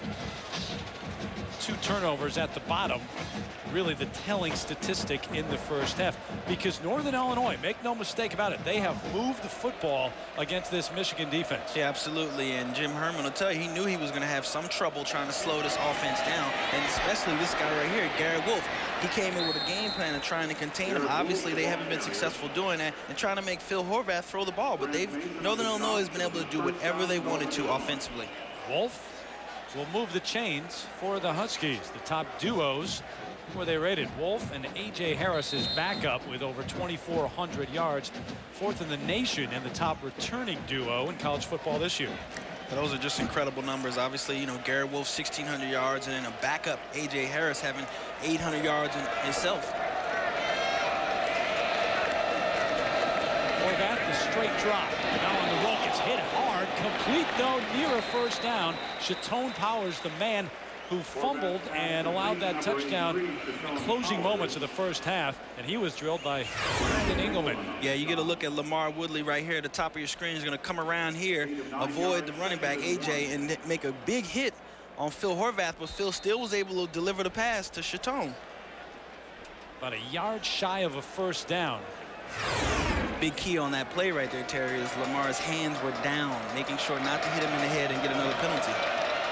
A.J. Harris, the lone setback. Here he is, straight ahead. He's got a first down across midfield and fights his way to the Michigan 46 before Scott McClintock, inside linebacker, tripped him up. You're watching the success that these guys are having, particularly on the left side of that football. Doug Free and Ben Lewick, two guys who Jim Herman said could play anywhere in the Big Ten. He said these aren't just good linemen for Northern Illinois. These are two of the best linemen we're going to face all year. And obviously, they're having success on that left side running against Michigan. Gain of 9. The 11th first down for this Northern Illinois offense. Wolfe this time bounces out, looks for room, turns the corner. Driven out at the 38 of Michigan. Leon Hall rode him out of bounds there. You know, Lamar Woodley had a great move to come back on the inside on Doug Free. You're watching right here. Lamar Woodley's going to come around here and get inside. And watch Garrett Wolfe just sidestep. Really quick breakout. And that's just so dangerous about him. As soon as you think you got him, either you can't see him or he just makes a move like that and was able to pick up 8 yards. Gain of 8. He's got 124 in the game. That's how he scored his touchdown. Absolutely. 76-yard run, bouncing out. 2nd and 2. Quick drop, quick throw over the middle. Caught inside the 20 and down to the 19. Jake Nordine, the tight end, with his first catch of the afternoon. We're going to get a look at this play here, Terry, from the end zone. You see Jake Nordine right here. He's lined up right over Lamar Woodley's over. He goes on the inside, and you see Scott McClintock, the linebacker. Great pass by Phil Horvath to throw it over the linebacker, and Nordine makes a great catch going up for it. You heard Lloyd Carr at the end of the first half tell Scott Walker to put some pressure on Phil Horvath, but not in this drive. Penalty marker down as Wolfe is tripped up at the 17. They bring it back, though. John Thompson. On the hold, they will. Been a pretty good season opener for both of these teams in terms of avoiding penalties.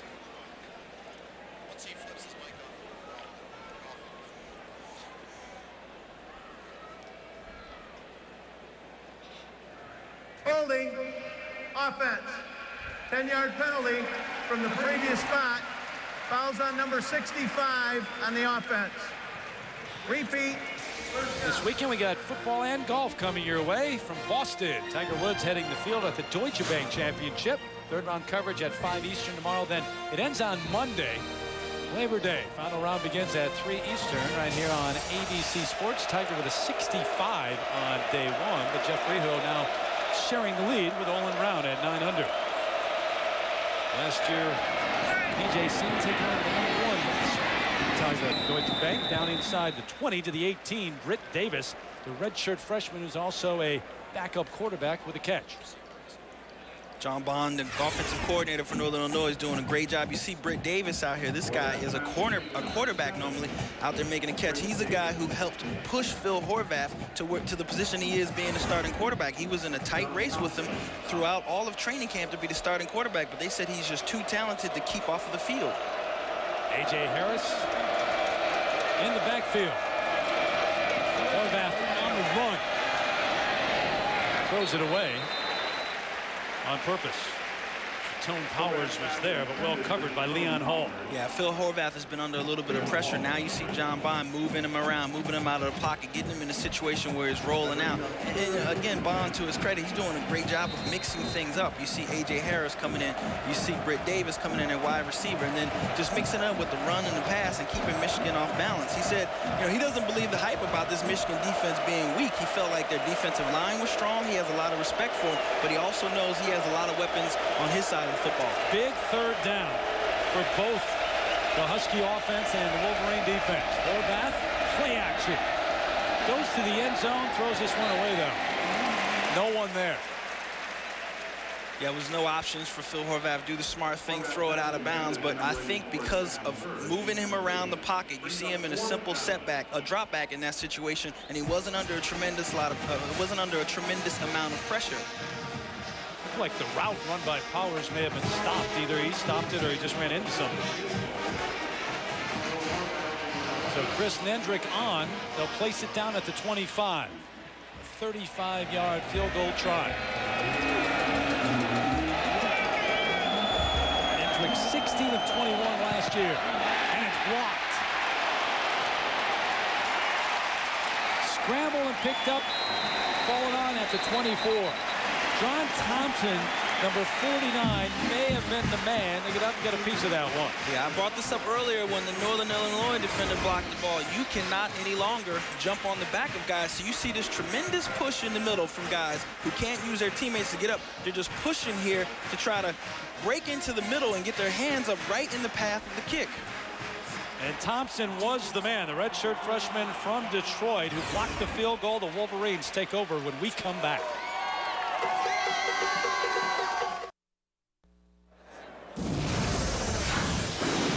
Back on Dr. Pepper, kickoff weekend here on ABC Sports. The Wolverines up 27-10. Couple of fumbles and a blocked field goal, keeping Northern Illinois from scoring more than 10 points at this point.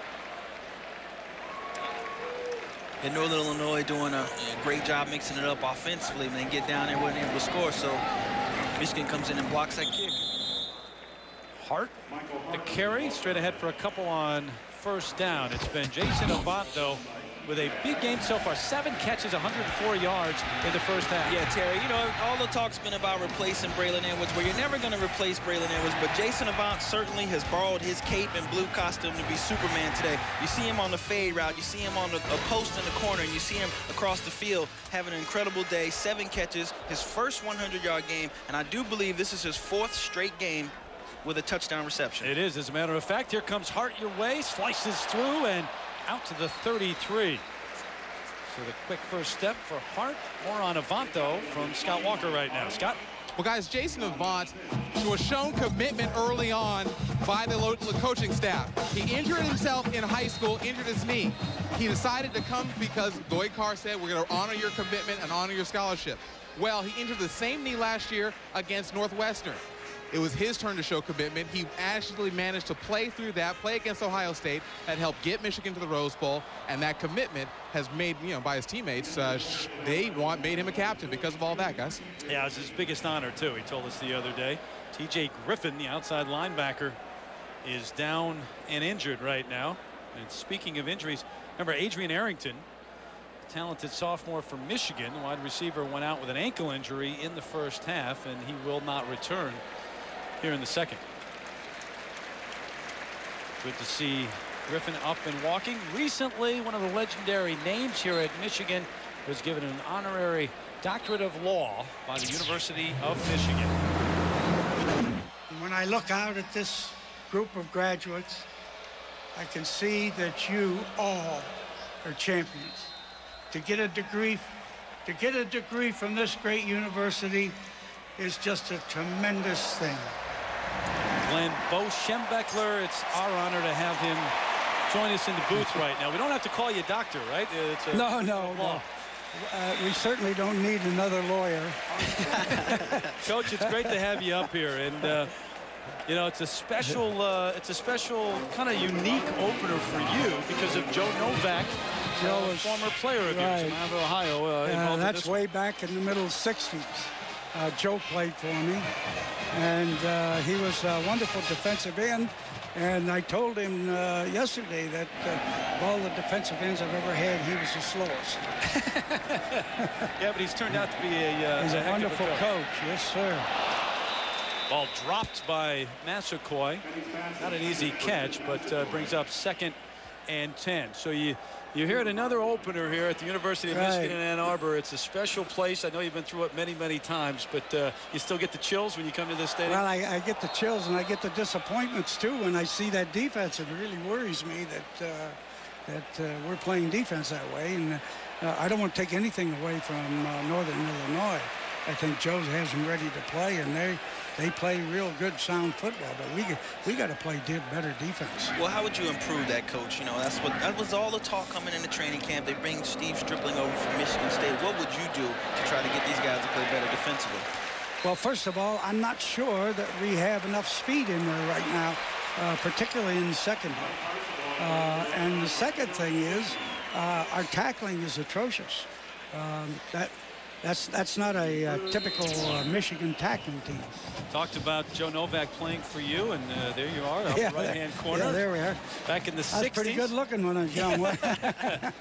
And there's Joe, who looks a little bit different than yeah, he's a little bit different, yeah. 3rd and 1 coming up, by the way, for Joe Novak's defense, trying to stop Michigan. The offense, on the other hand, a different story for the Wolverines. The Henne and Hart show. I think they can... There are some wide receivers that are freshmen on this squad that you haven't seen. Right. That have tremendous speed as well. They got the receivers. I'm sorry to see number 16 get hurt because he's a burner too. Yeah, Adrian Arrington went out on the return of the kick. He's a good receiver. Where would you rank, Coach? You know, obviously being here a long time and a legend of Michigan football. In your opinion, where do you think Henne and Hart are right now? Where would they rank in your mind? Well, they've done a lot for just 2 young kids. Henne's an exceptionally fine quarterback, I think. And Hart, somehow, you're a back, and I've seen you run. He has the knack of once he's hit, he squirts, and he may get free. If he doesn't, he's going to get a couple extra yards. Right. That's the way he plays, and he weighs 191 pounds now, which is big for him. A couple of Big Ten titles, a share last year, 5 in the last 8 years, and back to the Rose Bowl for the 2nd time. If they go this year, it's a national title game. You can't win this conference unless you play great defense. So don't start talking about the Rose Bowl until you start playing better defense. Now they're good enough offensively, but I don't know whether they can do it defensively. Avant's got another catch. Should have a first down for Michigan, and it's been a thrill, Coach. Absolutely. It's nice talking to you guys. Hope to see you back here. Thank you, sir. I enjoyed watching you play. I appreciate it. And we definitely know what you're going to talk about to these guys when this game is over. I'm not talking. Oh, no. Don't get the No, I'm just messing with you. Defense. I'm telling my wife that. Okay. Bo Schembechler, the legend. Thanks, Coach. Avant with another catch, a gain of 11. They move the chains, and a huge day for Jason Avant. 8 catches and well over 100 yards, and Mike Hart has also gone over 100 yards on the ground. Hart with 108. And you really want to celebrate Jason Avant as a player and as a person. You know, he missed the Rose Bowl, and you could tell when he was talking to us, you know, in his face that it was so painful for him not to be able to be a part of that game and for that team. But being a quiet leader, but obviously a leader who shows through his actions and the way he is on the football field, he's having a career day. Quick throw to Preston right at the line of scrimmage. Still up. Great balance, Preston to the 33. Hit a couple of times before he finally went down. Another one of those guys that they're looking to come in with the production of Braylon Edwards. You see Chad Henne on a quick hitch here, and Steve Breston just so dangerous in the open field. Always going to make the first guy miss, goes down, makes another cut inside there, and he's a guy that Northern Illinois, when he gets in the open field, you certainly want to contain him and have as many people around because he can take it to the house. Gain of 7. They call that a lateral, so it's not a forward pass for Henne. He's put up big numbers already in this one.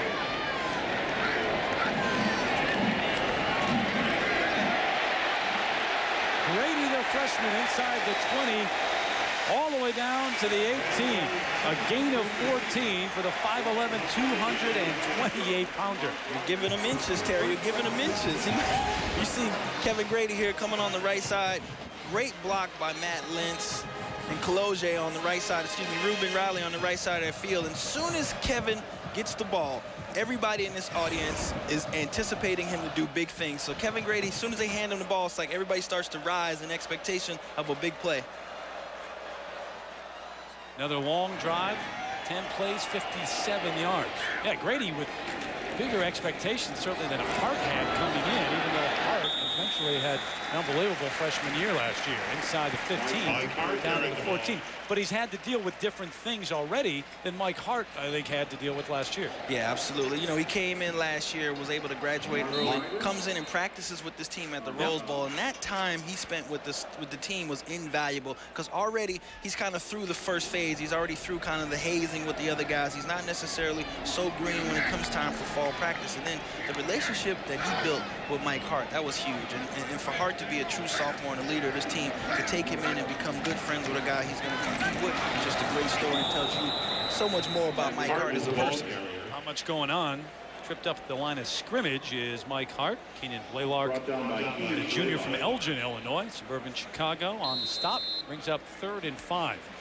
We talked a little bit about it earlier. As a running back, and you were one of the great ones, Pro Bowler in the NFL, what's the toughest adjustment your first year on campus? I think everything.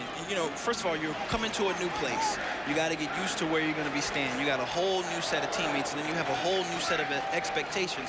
And all of those things are off the field. Then you get on the field, it's the general speed of the game that you have to get adjusted to. Because this is, you know, he's a great player, but this is not the high school guys that you faced before. This is the Big Ten, and they're going to be other guys equally as talented as you. Hart about a yard shy of a first down. The crowd wants them to go on 4th and 1, as the crowd always does. And he's still out there.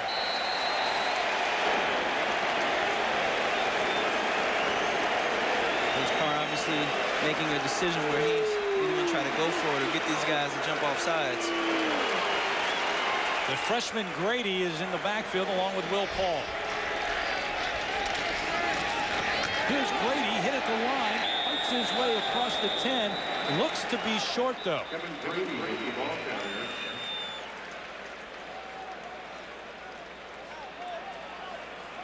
We'll wait for the spot and the measurement.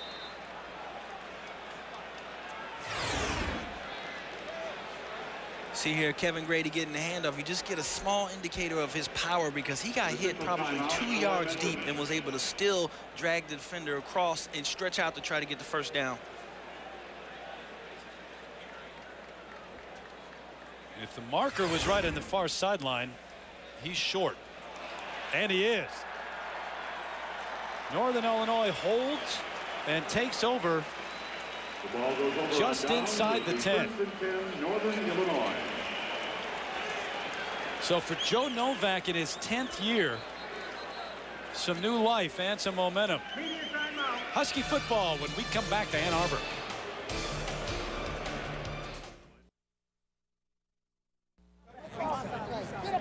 Back here in Ann Arbor, 27-10.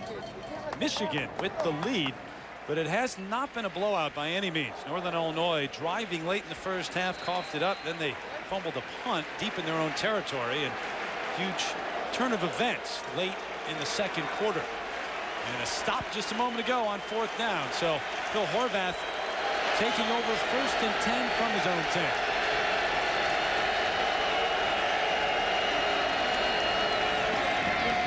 Wolfe well over 100 yards, waits and then slices through up to the 29. A burst of speed for the junior from Chicago. Yeah, Phil Horvath. I mean, Garrett Wolfe, you're going to get a look at him here from the end zone of how he made this cut. It's a great block here from the center coming around. Brian Van Acker comes out and makes a great block on Scott McClintock, and the guy is just so fast. As soon as he sees any crease, he just explodes through the hole. He hesitates, takes a look, and then patience. goes. I mean, this is a great running back's patience, vision, and then the explosive ability to be able to make the plays. 11 carries, 143 yards in the game for Garrett Wolfe. Bounces out again. Nowhere to go, though. Ahead to the 32. Burgess was there along with Chris Graham. Well, Dr. Pepper College Football Kickoff Weekend on ABC, brought to you by Cadillac and the new STS Breakthrough. Singular, raising the bar. Capital One, what's in your wallet? And Rocky Mountain Refreshing Coors Lights. Gorgeous opening weekend of college football here at the Big House. More than 110,000 on hand. I believe they told us it was the 4th largest for an opener in school history. Nordine, the catch, coughed it up at the 38. The scramble. Michigan got there first. Wolverine football. Looked like a hit by Prescott. Burgess was able to lodge the ball away from Nordine. Willis Behringer was there, the junior from Toledo. See the play action rollout here by Phil Horvath. He's going to come around and hit Nordine right here, who gets hit by one guy, and then right there Burgess, Prescott Burgess, comes in and just helmet hits right on the football. Jamal, they've had no trouble moving the football today at all against Michigan, and 3 fumbles have done them in. Yeah, and just like Joe Novak said coming out in the halftime, he said, you know, against any team you don't want 3 fumbles, especially not against Michigan in Michigan. And he gives it to Grady. Look at the power after the initial speed to the 24. Took a host of tacklers to bring him down. I got a feeling next game when Grady comes out against Notre Dame, we're going to be hearing a choo-choo train sound every time he grabs the ball. You get a look at it right here, Kevin Grady breaking down. This is a guy who's 5'9", about 230 pounds.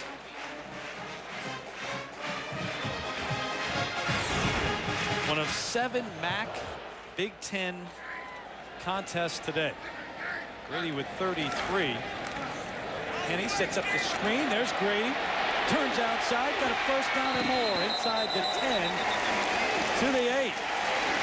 Take you back a year ago to a game you and I worked at Oklahoma to start the season against Bowling Green and one Adrian Peterson in his opener. And today we get to see another perhaps future star in the backfield. Absolutely. You know, we're coming into that game. They said they didn't know how much Adrian Peterson was going to play. Well, it was clear from his first carry that he was a special talent. And, you know, Mike Hart, you know, we've been talking about him all game long. He is a tremendous running back. But this is a guy with so much ability that even with Mike Hart, you have got to find a way to get him to play.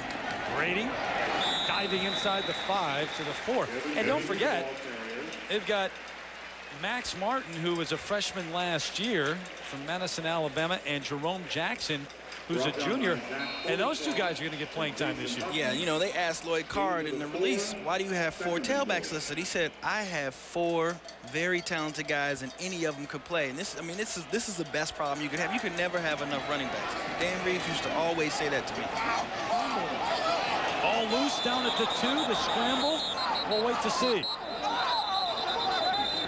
Northern Illinois thinking they have it. And they do. Kevin Grady was the ball carrier. So the Huskies get it back. And Joe Novak finally getting a break in terms of a turnover. Lloyd Carr now the man to shake his head. Yeah, you get a look here. Chad Henney's going to hand it off to Kevin Grady, who comes in. He's got both hands on the ball, but the ball's in the worst possible place. When you put your hands over the ball and the ball's in front of you, you see right there on his way down, just sticks his hand in there and just gets the ball out. That's why you want to tuck the football on your right or left side and try not to keep it in front of you, because when you get in this situation where you're going to get tackled, you're going to lose the ball. First turnover for Michigan. Is that something that you learn when you step on a college Absolutely. campus? As soon as you know, I think that's something that you learn if you have good coaches in high school even. You know, but it happens sometimes, especially when you're going into the pile to try to protect yourself. Running backs have a tendency to put both hands over the ball and try to put it in front of them. Nearly 110,000. There's about 5,000 Northern Illinois fans here in Ann Arbor wanting a stop at the goal line. They got it. Drilled back. Chris Graham was the first man there. You're talking about critical drives for Michigan defense that everybody's going to have comments about because of what Garrett Wolfe is doing, but you got a team now on the 2-yard line. On the 2-yard line, you see Gabe Watson right here coming, gets great penetration up the front. You see Prescott Burgess right there. Everybody is converging on this. Chris Graham right there makes a great tackle, but this is one of those things that makes or breaks defense. This is where the character of your defense comes from. In a game like this, when you have a team down inside on the 2-yard line. Joe Novak all week long and his team practicing in loud conditions, music blaring just for this reason. Trying to hear the signals deep in their own end zone. Complete, that's a big play. Out across the 10 to the 11, Chatone Powers on the catch. That's his 3rd this afternoon. You're talking about confidence in your offense. John Bond obviously has it. You see the rollout here, get Phil Horvath moved out of the pocket.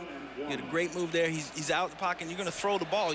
Very dangerous. Most coaches will not do that, especially when they're backed up in the end zone. But Northern Illinois has been able to do it. They've been able to move the ball today, so there's no reason why you don't try again.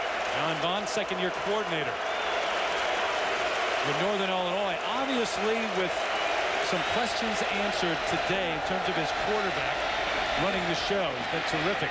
Wolfe, close to a first down. Yeah, Terry, you talked about questions answered. I mean, there is no indication that this is basically Phil Horvath's first time leading this football team. He's sitting in there like he's a 4-year starter. He's been on the football field for the last couple years for Northern Illinois. And And they do get the first down. That's huge. Backed up at their own 2 to withstand the crowd noise and get out of their own end zone with that throw. Horvath started 3 games last year, but it was Josh Haldy's team. There's no doubt about that. He had a foot injury early in the year, and Horvath got the starts.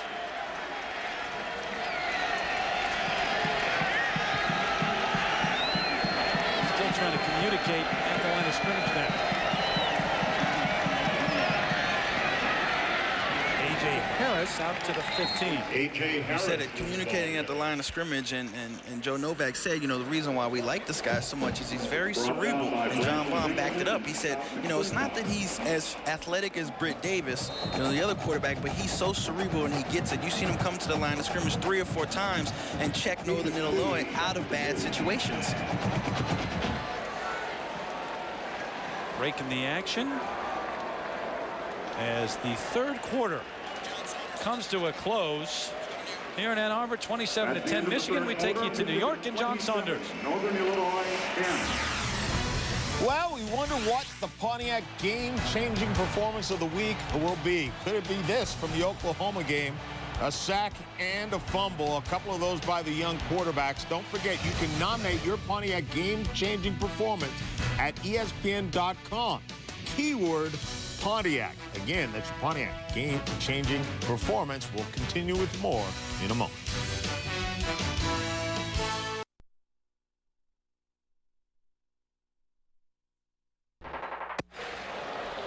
Fourth quarter about to get underway here at Michigan Stadium. Michigan, a program that has gone to 30 straight bowl games, that leads the nation. They've had 37 straight non-losing seasons. Bill Horvath in Northern Illinois. 2nd down to open up the 4th quarter. On the run, throws out, almost picked off. Sam Hurd had it go through his hands, and then it was almost intercepted. Leon Hall on the coverage. Yeah, good coverage by Leon Hall. He was right on top of him. And Sam Hurd, you know, almost lost the ball. You get a look at, see Leon Hall closing on him right as the ball gets there, and was able to knock the ball out of Sam Hurd's hands. So 3rd and 8 for the Huskies. And here comes the crowd again.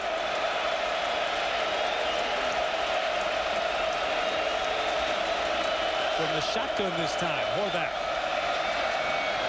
Tipped up, and this one is picked off. Hall on the interception at the 25. Pat Massey, the man who tipped it at the line of scrimmage. You got 2 great shots of Leon Hall there. The play before, you saw the closing speed to come in. Now you see him keeping his eyes on the quarterback and being able to react and make this interception. Obviously, with a lot of help from Pat Massey, you're going to see the big fella right here stick his hands up at the last second, and then Leon Hall comes across and is able to get that interception. So the pick after the 3 fumbles. This is a team that just didn't turn it over last year. They had 1 fumble. This is incredible. Northern Illinois last year coughed up 1 fumble. They lost 1 all year. They've had 3 of those already today, and now the pick. Grady tripped up. He may have fallen himself at the 22. No, but really, Terry, that is an amazing statistic. I think people don't realize that. They fumbled 8 times. They lost only 1 fumble all of last season. Okay, now how frustrated do you think Joe Novak is? His team has played fairly well offensively. They've been great, but then you come into this game and you lose. You have 4 turnovers now, but 3 fumbles. And you can't win against Michigan on the road if you're going to do that, if you're Northern Illinois. And he runs, throws a little bit behind the intended receiver. Massacoy, the tight end, can't hold on. So he is human. After Tim Massacoy, who's been catching it everywhere, blocking great all day long. Raised 6'4", 248 pounds, a 5th-year senior, Massacoy, who caught 18 passes a year ago. You get a look at Chad Henne there, and you know what's so crazy about what he did last year, he is already in Michigan's record books. In 1 football season, he's already like number 9 all-time in passing. He's already in their record. I mean, Michigan's been playing football now. How many years? 126? Yep. This is the 126th football team for Michigan, and a true freshman comes in, has an incredible season last year, and has already logged into the record books after 1 season. 3rd best season in terms of yards ever at Michigan. And now Braylon Edwards isn't here, but he's got a host of guys he can go to, and has today. Caught a little bit behind him at the 21, Doug Dutch on the reception. We go to John Saunders in New York again. John? With the Dr. Pepper update, Georgia facing Boise State. DJ Shockley at it again. You saw him run for a touchdown. Here he throws 40 yards to Kenneth Harris, who was wide open. 14-0. Georgia, though, still in the first quarter, about 4 minutes to go with the lead. John, back here in Ann Arbor, Garrett Rivas on for another try. This one from 38 yards. This one from 48 earlier in the game. This one up and good, though. Junior from Tampa, Florida. Another 3 on the board for the Wolverines. They lead 30-10.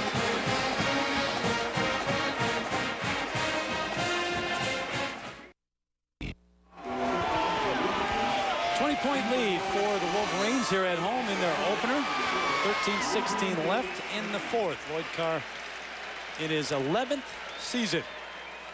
5 Big Ten titles in the last 8 years. Another trip to the Rose Bowl last year, but the loss to Texas and the defensive questions opening up this new season. Not just that, though. You're reading reports about people wondering when Lloyd Carr is going to retire, which is something I just don't see happening anytime in the near future. Yeah, he just turned 60, right? He's got a lot of time.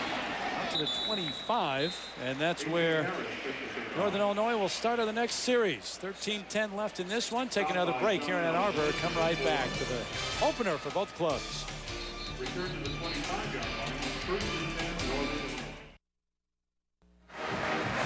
Crystal clear day here in Ann Arbor. The sun beginning to set in the late afternoon hours.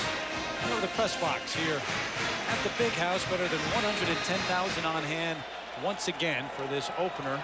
126 seasons of football at Michigan. Horvath giving it to his star back, Wolfe. There's a flag in the backfield, though, and he is brought down out at the 29. Great rush on the side by Lamar Woodley, and Doug Free just got caught trying to hook him so Garrett Wolfe can get outside of him. So that will back up this Northern Illinois offense, trying to come back here late in the 4th. It's been the turnovers that have cost them in this game dearly. Holding, number 62, offense, 10-yard penalty from the previous spot. Repeat, first down. As you said, Doug Free on the hold. Take a look at our Pacific Life game summary, and the turnovers tell the tale. Terry, you said it. This has costed them dearly. You see right here the fumble. Boom, 1 turnover. And we said it already that Northern Illinois only lost 1 fumble all of last year. Now you see Pat Macy getting up there and Leon Hall picking off the pass there for Phil Horvath. And, you know, it's 30-10, but 4 turnovers for Northern Illinois today. Yep, 2 in the second half that you just saw. So the pass ahead to Wolfe, and that ball was down on the ground. That's the play that really worked for them in the first half, but eventually after a long run, Wolfe coughed it up. That was the first big turnover. Yeah, and Phil Horvath looked like he was throwing a basketball. He kind of like two-hand pushed it towards Garrett Wolfe. It was nice fundamentals in terms of a basketball two-hand pass. Wolfe and Harris today. Harris only 5 carries for the 22 yards, though. And look at that, 11 yards per carry, but most of that based on that 76-yard touchdown run. Yeah, and it's not like they've run the ball a lot. Between the 2 of them, they only have 18 carries. 2nd and 20, complete out at the 35. Chatone Powers still up across the 40 to the 42. I mean, you know, this is just a nightmare situation for Michigan when you're at it's 2nd down and 20, and you let a guy complete a pass for 18 yards, and then you got 6 or 7 guys around him, and nobody's able to make the tackle. You know, credit to Chatone Powers for being able to catch the ball and do what he did after, but nobody from Michigan's defense is hurrying to the guy and making tackles. Gain of 27 and a first down.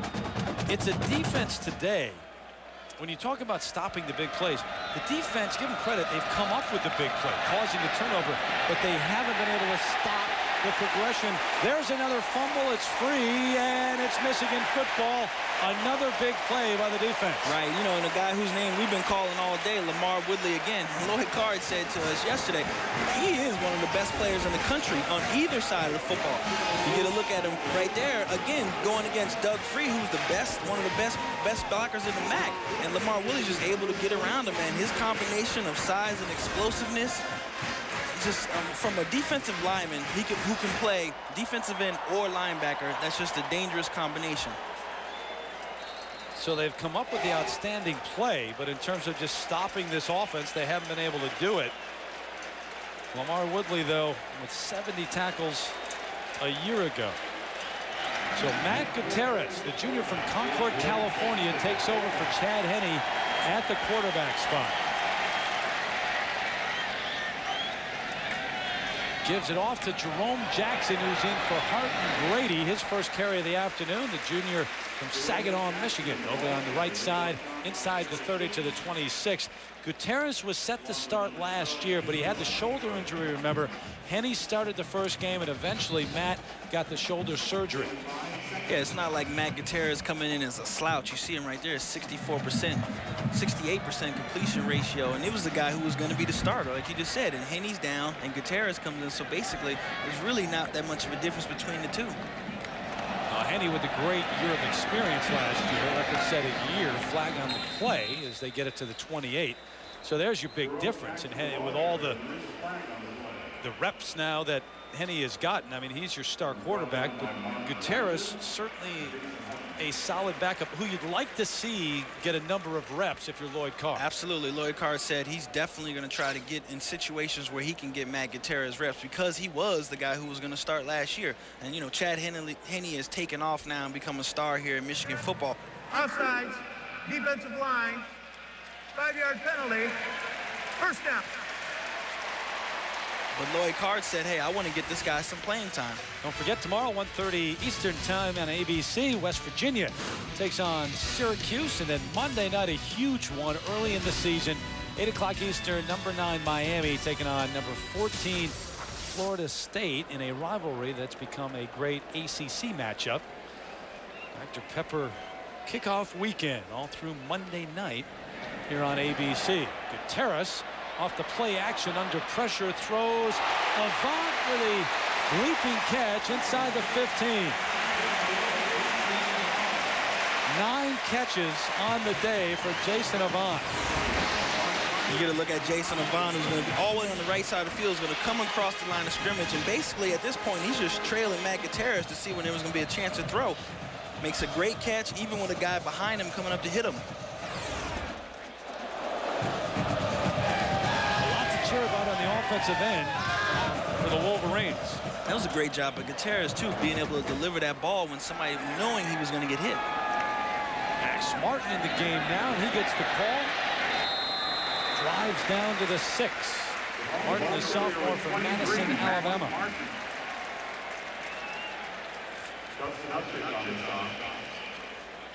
Max Martin, a guy who comes in last year with Mike Hart, both true freshmen. Now he's a true sophomore. And it's just, you know, for Michigan to be so deep in the backfield position is such an advantage for Lloyd Carr, because regardless of who's going to run the ball, with the standout offensive line they have, they all of their tailbacks have the ability to take it to the house. All of them have big play potential. Massey in motion. And Martin tripped up at the line, falls ahead for a gain of maybe 1. Ken West tripped him up. Michigan, a team that has not finished lower than 3rd in the Big Ten the last 8 years. You know, Terry, we touched on it a little bit, but the whole conversation about is Lloyd Carr going to retire anytime soon? It's just, I don't see it happening. I mean, he's got Michigan program in a great position right now. Back-to-back Big Ten championships, obviously trying to go all the way this time and play in the Rose Bowl, but I just don't see anything on the horizon where Lloyd Carr is going to walk away from this program. Play action, Gutierrez still looking.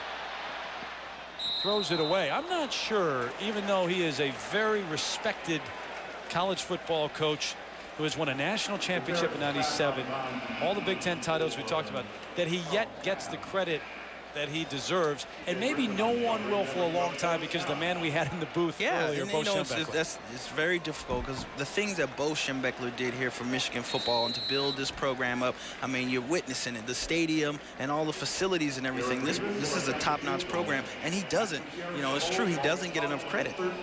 Garrett Rivas on for a 23-yard try now. From the shadow into the sun, Rivas up and good once again. So number 4 in Michigan, 3 more on the board, and a 33-10 lead over Northern Illinois here in the opener.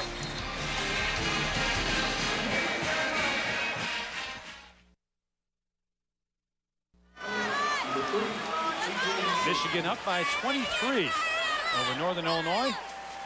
Number 4 team in the nation at home for an opener as the shadows come across Michigan Stadium. Our Nissan Drive summary, 6 plays, 29 yards, eventually the 23-yard field goal from Garrett Rivas. Davis and Harris back deep. It's Harris again. Got to take a knee and bring it out to the 20 for the Huskies to start there. Now, Dr. Pepper College Football Kickoff Weekend on ABC Sports, brought to you by Dr. Pepper and your local Dr. Pepper bottler. Dr. Pepper, one taste and you get it. Nissan, who reminds you to shift the way you move through the world. And Pacific Life, for insurance, annuities, and investments, choose Pacific Life, the power to help you succeed. No one leaving so far here at the Big House, as the temperature is perfect this afternoon. Mid-70s, maybe a little bit lower than that now. And the Wolverines opening up another season, 2 straight Big Ten titles. Garrett Wolfe looks for room, not this time. Stopped running at the line of scrimmage. So a chance for now Michigan to get the second team in there and maybe make sure they don't show too much with Notre Dame coming here to the Big House next week. Yeah, and I don't know how many of the second team guys should actually be playing because defensively, they did get the turnovers, but that was more of the fault of Northern Illinois than Michigan creating turnovers. Northern Illinois just giving the ball up and fumbling in other situations, but they definitely defensively have some questions that they need to address and figure out how they can contain big play threats. Rifty Carvin, a post-game report comes up, time permitting. Incomplete pass. Sam Hurd, there's contact and a late flag. He and Grant Mason dueling. See who the penalty's on. Interference on Michigan.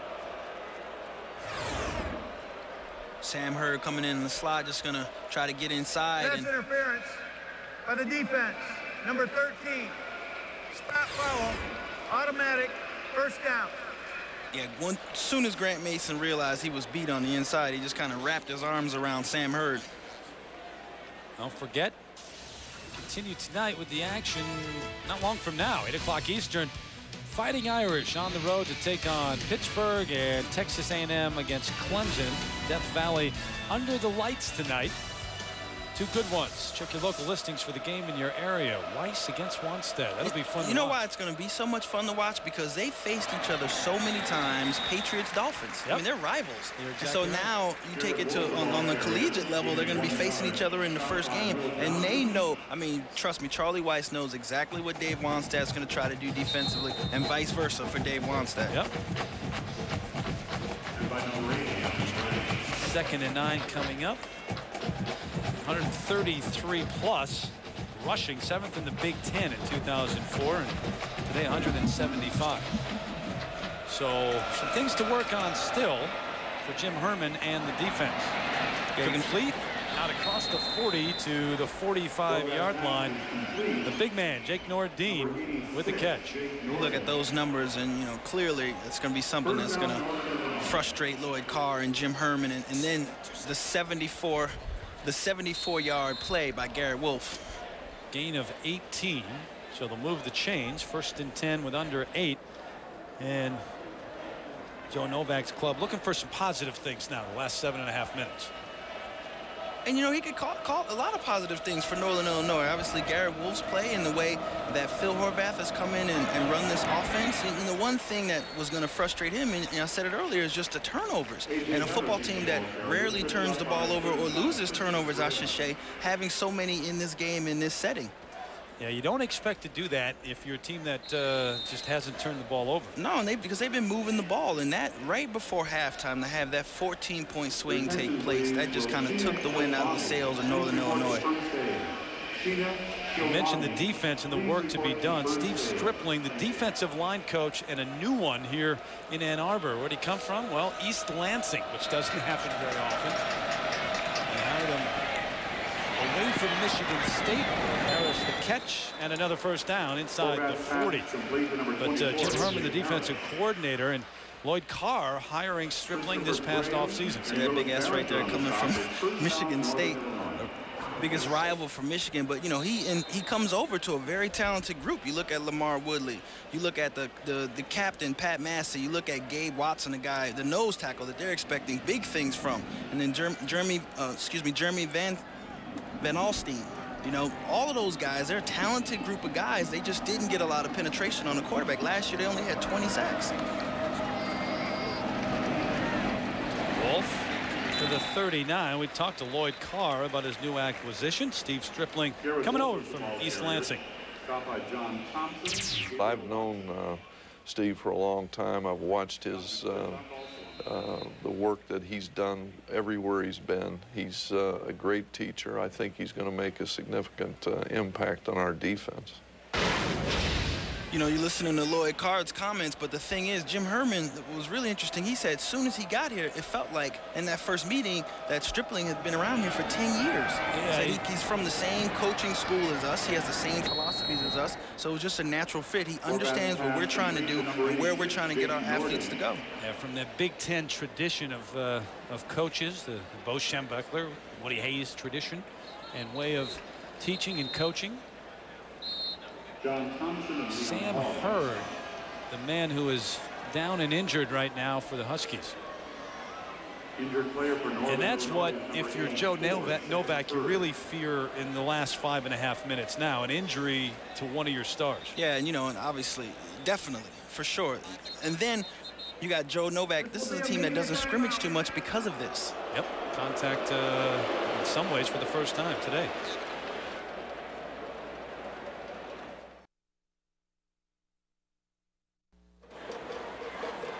23-point lead for Michigan here at home. You got the Irish coming here next week, and as we mentioned at the top of the day, the Wolverines starting the season with 3 straight home games. So you get your engine going at home at the Big House until you hit the solid Big Ten schedule. 3rd and 2. Horvath to Harris. Outside, he's got a first down and a lot more inside the 22. The 16, we go to John in New York. Well, Terry, it's time for the singular All-America Player of the Week update. This guy might get some votes. Brian Calhoun, over 200 yards for Wisconsin and 5 rushing touchdowns, which ties the school record. Text VOTE to 87654 now on your singular phone for your ballot and a chance to win a trip to the national championship. Terry, back to you. All right, John. So the national championship at the Rose Bowl. He should be in contention for 43 carries, regardless of how many yards he had, but just 43 carries. Wow. Harris, another carry to the 8. Talking about opening with 3 home games. Last time 2003, the 3 straight wins and big ones, including 38-0 over Notre Dame. And in '97, of course, they won the national title. Exactly. 3 straight wins at home, and then they win the national championship. You know, they're coming in with Notre Dame next week. Charlie Weiss is one of the things that he's so highly acclaimed for is how he breaks down teams. Now, coming in, you're looking at this Michigan defense and the way they've been playing today, and Charlie's going to be very excited when he sees the running lanes, number one, and then the big play potential that Notre Dame could have if they got the guys who can get it done. Yeah, but former offensive coordinator, that's one side. How do you stop Michigan? Listen, I mean, I don't think you come into the big house, number one, are playing against Michigan thinking you're going to stop them. You're going to try to eliminate the big play potential because they just have so many weapons. And you're not going to stop a team like that. You try to throw them off. You got to try to get some pressure on Chad Henne. You got to try to get in his face and obviously try to contain Mike Hart. The opening drive of the game was a 14-play drive over 70 yards for Michigan. And Northern Illinois an even longer one on their first series, and now coming up on the that was the 11th play of this drive. So neither defense really stopping the other offense today. It's been the turnovers that have told the tale. Yeah, and I don't think too many teams, are going to be able to stop Michigan. I just said, there's just so many weapons, and if they can get this defensive situation under control, and if they're able to become a little bit more solid and contain teams, then they have the potential to be back in the Rose Bowl again. First and goal from the 3. Harris hit hard at the line, drives ahead, gets to the end zone, touchdown. A.J. Harris was the ball carrier for a touchdown. You've seen the explosiveness and the cutting ability of Garrett Wolfe, and now you just got an example, the power of A.J. Harris, 6'1", 220, a guy who also runs a 4.4. A.J. Harris, 10 carries, 54 yards, and now a touchdown on the board. Chris Nendick will attempt the extra point. Phil Horvath to hold.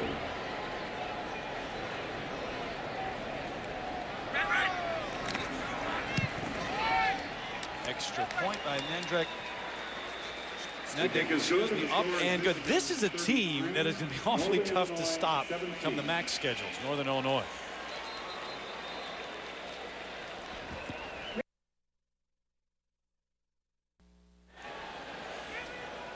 Joe Novak in his 10th year as the head coach at Northern Illinois.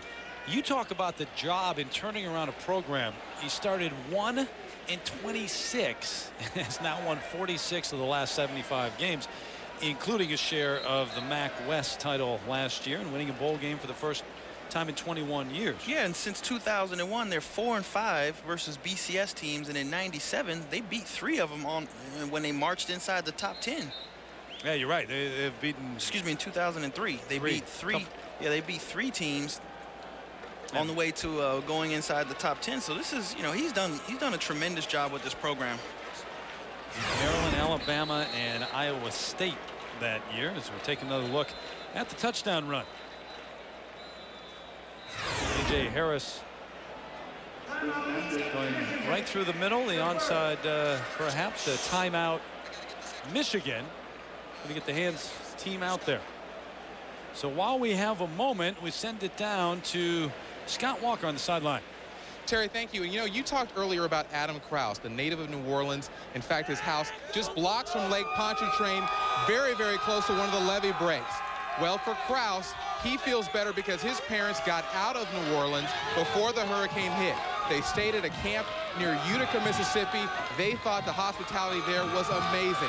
They are here in Ann Arbor, Michigan right now. And when I talked to his father, who's had some health issues, I said, what does it mean to watch your son here today? He said, it's all about living life. That's what I learned from this hurricane. It is about living life, and certainly living life in this environment is good for Michigan and good for the Krauses. Terry? And thankfully, they got out of the air. It's been, just heartbreaking to watch the coverage all week long and what's happening down in New Orleans. But take a moment here to remind you that the American Red Cross is spearheading the relief of the devastation left by Hurricane Katrina. Outside the stadium, they were raising funds. They were selling the programs, which go for $5. $2 of that, of every program, was going to the Red Cross. And if you'd like to help, you can call 1-800-HELP-NOW. So please do that. Just worst natural disaster we've seen in this country. Reston back deep. But he's the only one, the hands team up there and waiting for the onside. There it comes. And did it go far enough? Wolverines going ahead and getting it anyway. Of course, getting the big play. Jason Avant, again, making a big play for the Wolverines, stepping up and getting the onside kick.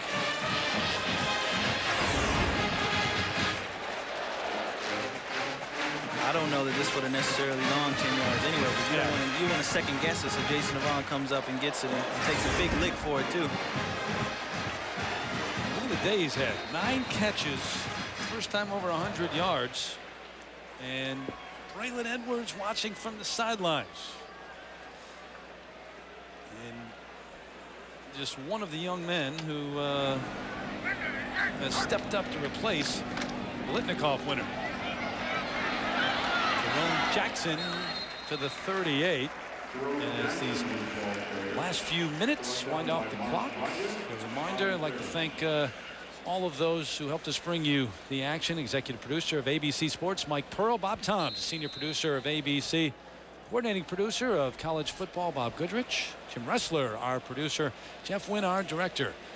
Steve Feinberg, Eric Talent, Mark Lewis, Rhino Boyle, all here with us. John LaChance, Jay Gleason. Back in the studio, Tim Weinkoff, Kelvin Haywood, Kevin Behrman, and also out here, computer stats, Ron Vetrano, Mark Williams, our spotter, and John Madry in the booth, our statistician today in Ann Arbor. Jerome Jackson fights his way, should have a first down. Also, want to thank the sports information directors, both staffs. Bruce Monty, Dave Abloff, Jim Schneider from Michigan, Tom Korsick from Northern Illinois. Thank you to those guys who get us all the info through the week as we get ready for college football and yet another season here on ABC. Jamal? And this is an exciting start of the season for Michigan. At least you come in and Chad Henne comes in and has a great game. He leaves without any injuries. Mike Hart comes in and does the things. These guys both picked up where they left off last year, which is great for this Michigan football team. And now, Tim Gutierrez is getting a chance to play because of the score. But I tell you what, Joe Novak, should carry his head on high when he walks out of here, because Northern Illinois has shown offensively that they can come in and do some damage. And you said it a moment ago, Terry, that they're going to be dangerous when they get into MAC play. Yeah, no doubt. This is a team that's going to be hard to stop because Horvath may be the main question mark throwing the football. You knew you had the ground game coming in. You had the 2 stars, Wolfe and Harris. But you lost some guys at the wideout spot, some injuries. Matt Simon went down. Marcus Perez also lost. Dan Sheldon, #1 receiver last year, gone this year. But the passing game was awfully good today as well. In a second ago, we got the highlight from Wisconsin Bowling Green, a team that we had last year. The MAC, very competitive now. Bowling Green put up 40-something points today on Wisconsin. And I said, going in, this is the team that won it all last year. But it's going to be a tough conference again. Omar Jacobs coming back, the quarterback for Bowling Green. They just got a lot of talent now, and it is scheduling teams like this where you have 7 teams from that conference playing Big Ten teams today.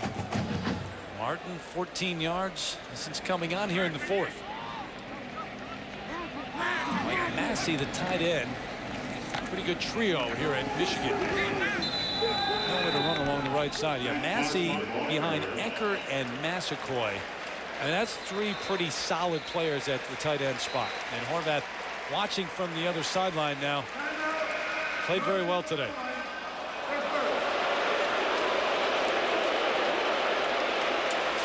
So a timeout taken. The crowd doesn't like it. Yeah, Joe Novak not making any friends here in the big house, calling a timeout inside 30 seconds instead of letting the clock run down.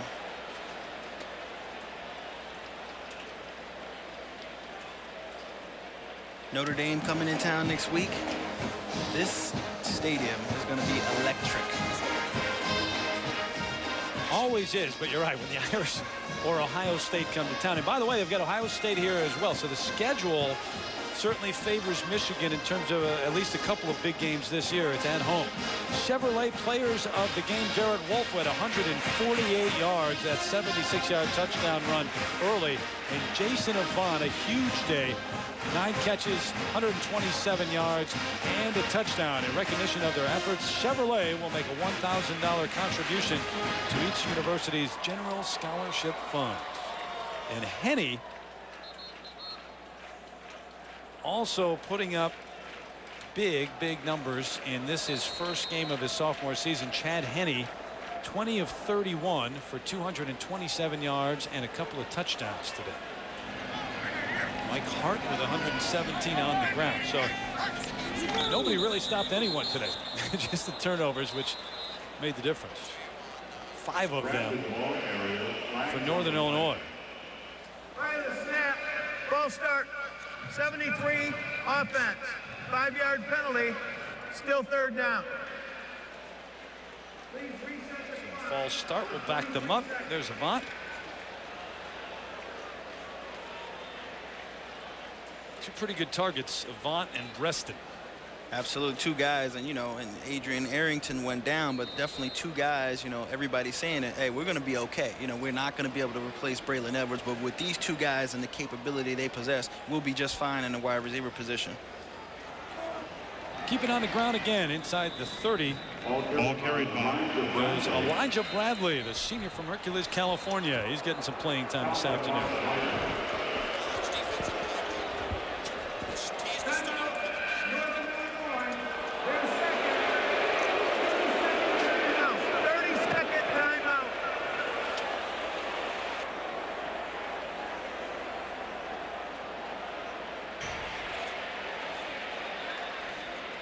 Crowd a little bit upset that they're taking the time.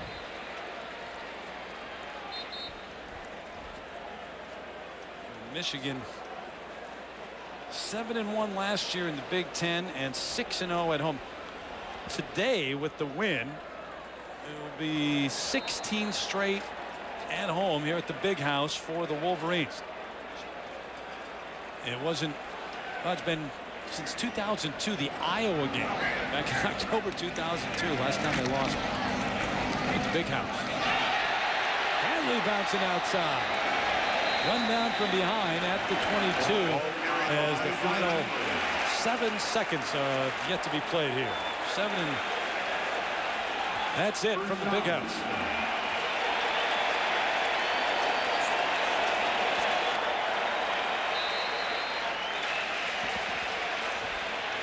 So they'll start the clock. That's it. Lloyd Carr, another win. The Wolverines start the season with a win over a MAC opponent, Joe Novak and Northern Illinois, 33-17, your final score from Ann Arbor as we take a look at our Dodge defensive playbook. Yeah, Terry, you're going to get a look at it right here. Number 49, John Thompson, right here is going to come in, break through the A gap, and block that PAT. Block the field goal attempt by Northern Illinois. And the fumbles late in the first half really killing Northern Illinois' chances. Henny, another big day to start this season. 33-17, your final. Michigan with the win. John and the guys come up from New York right after this break.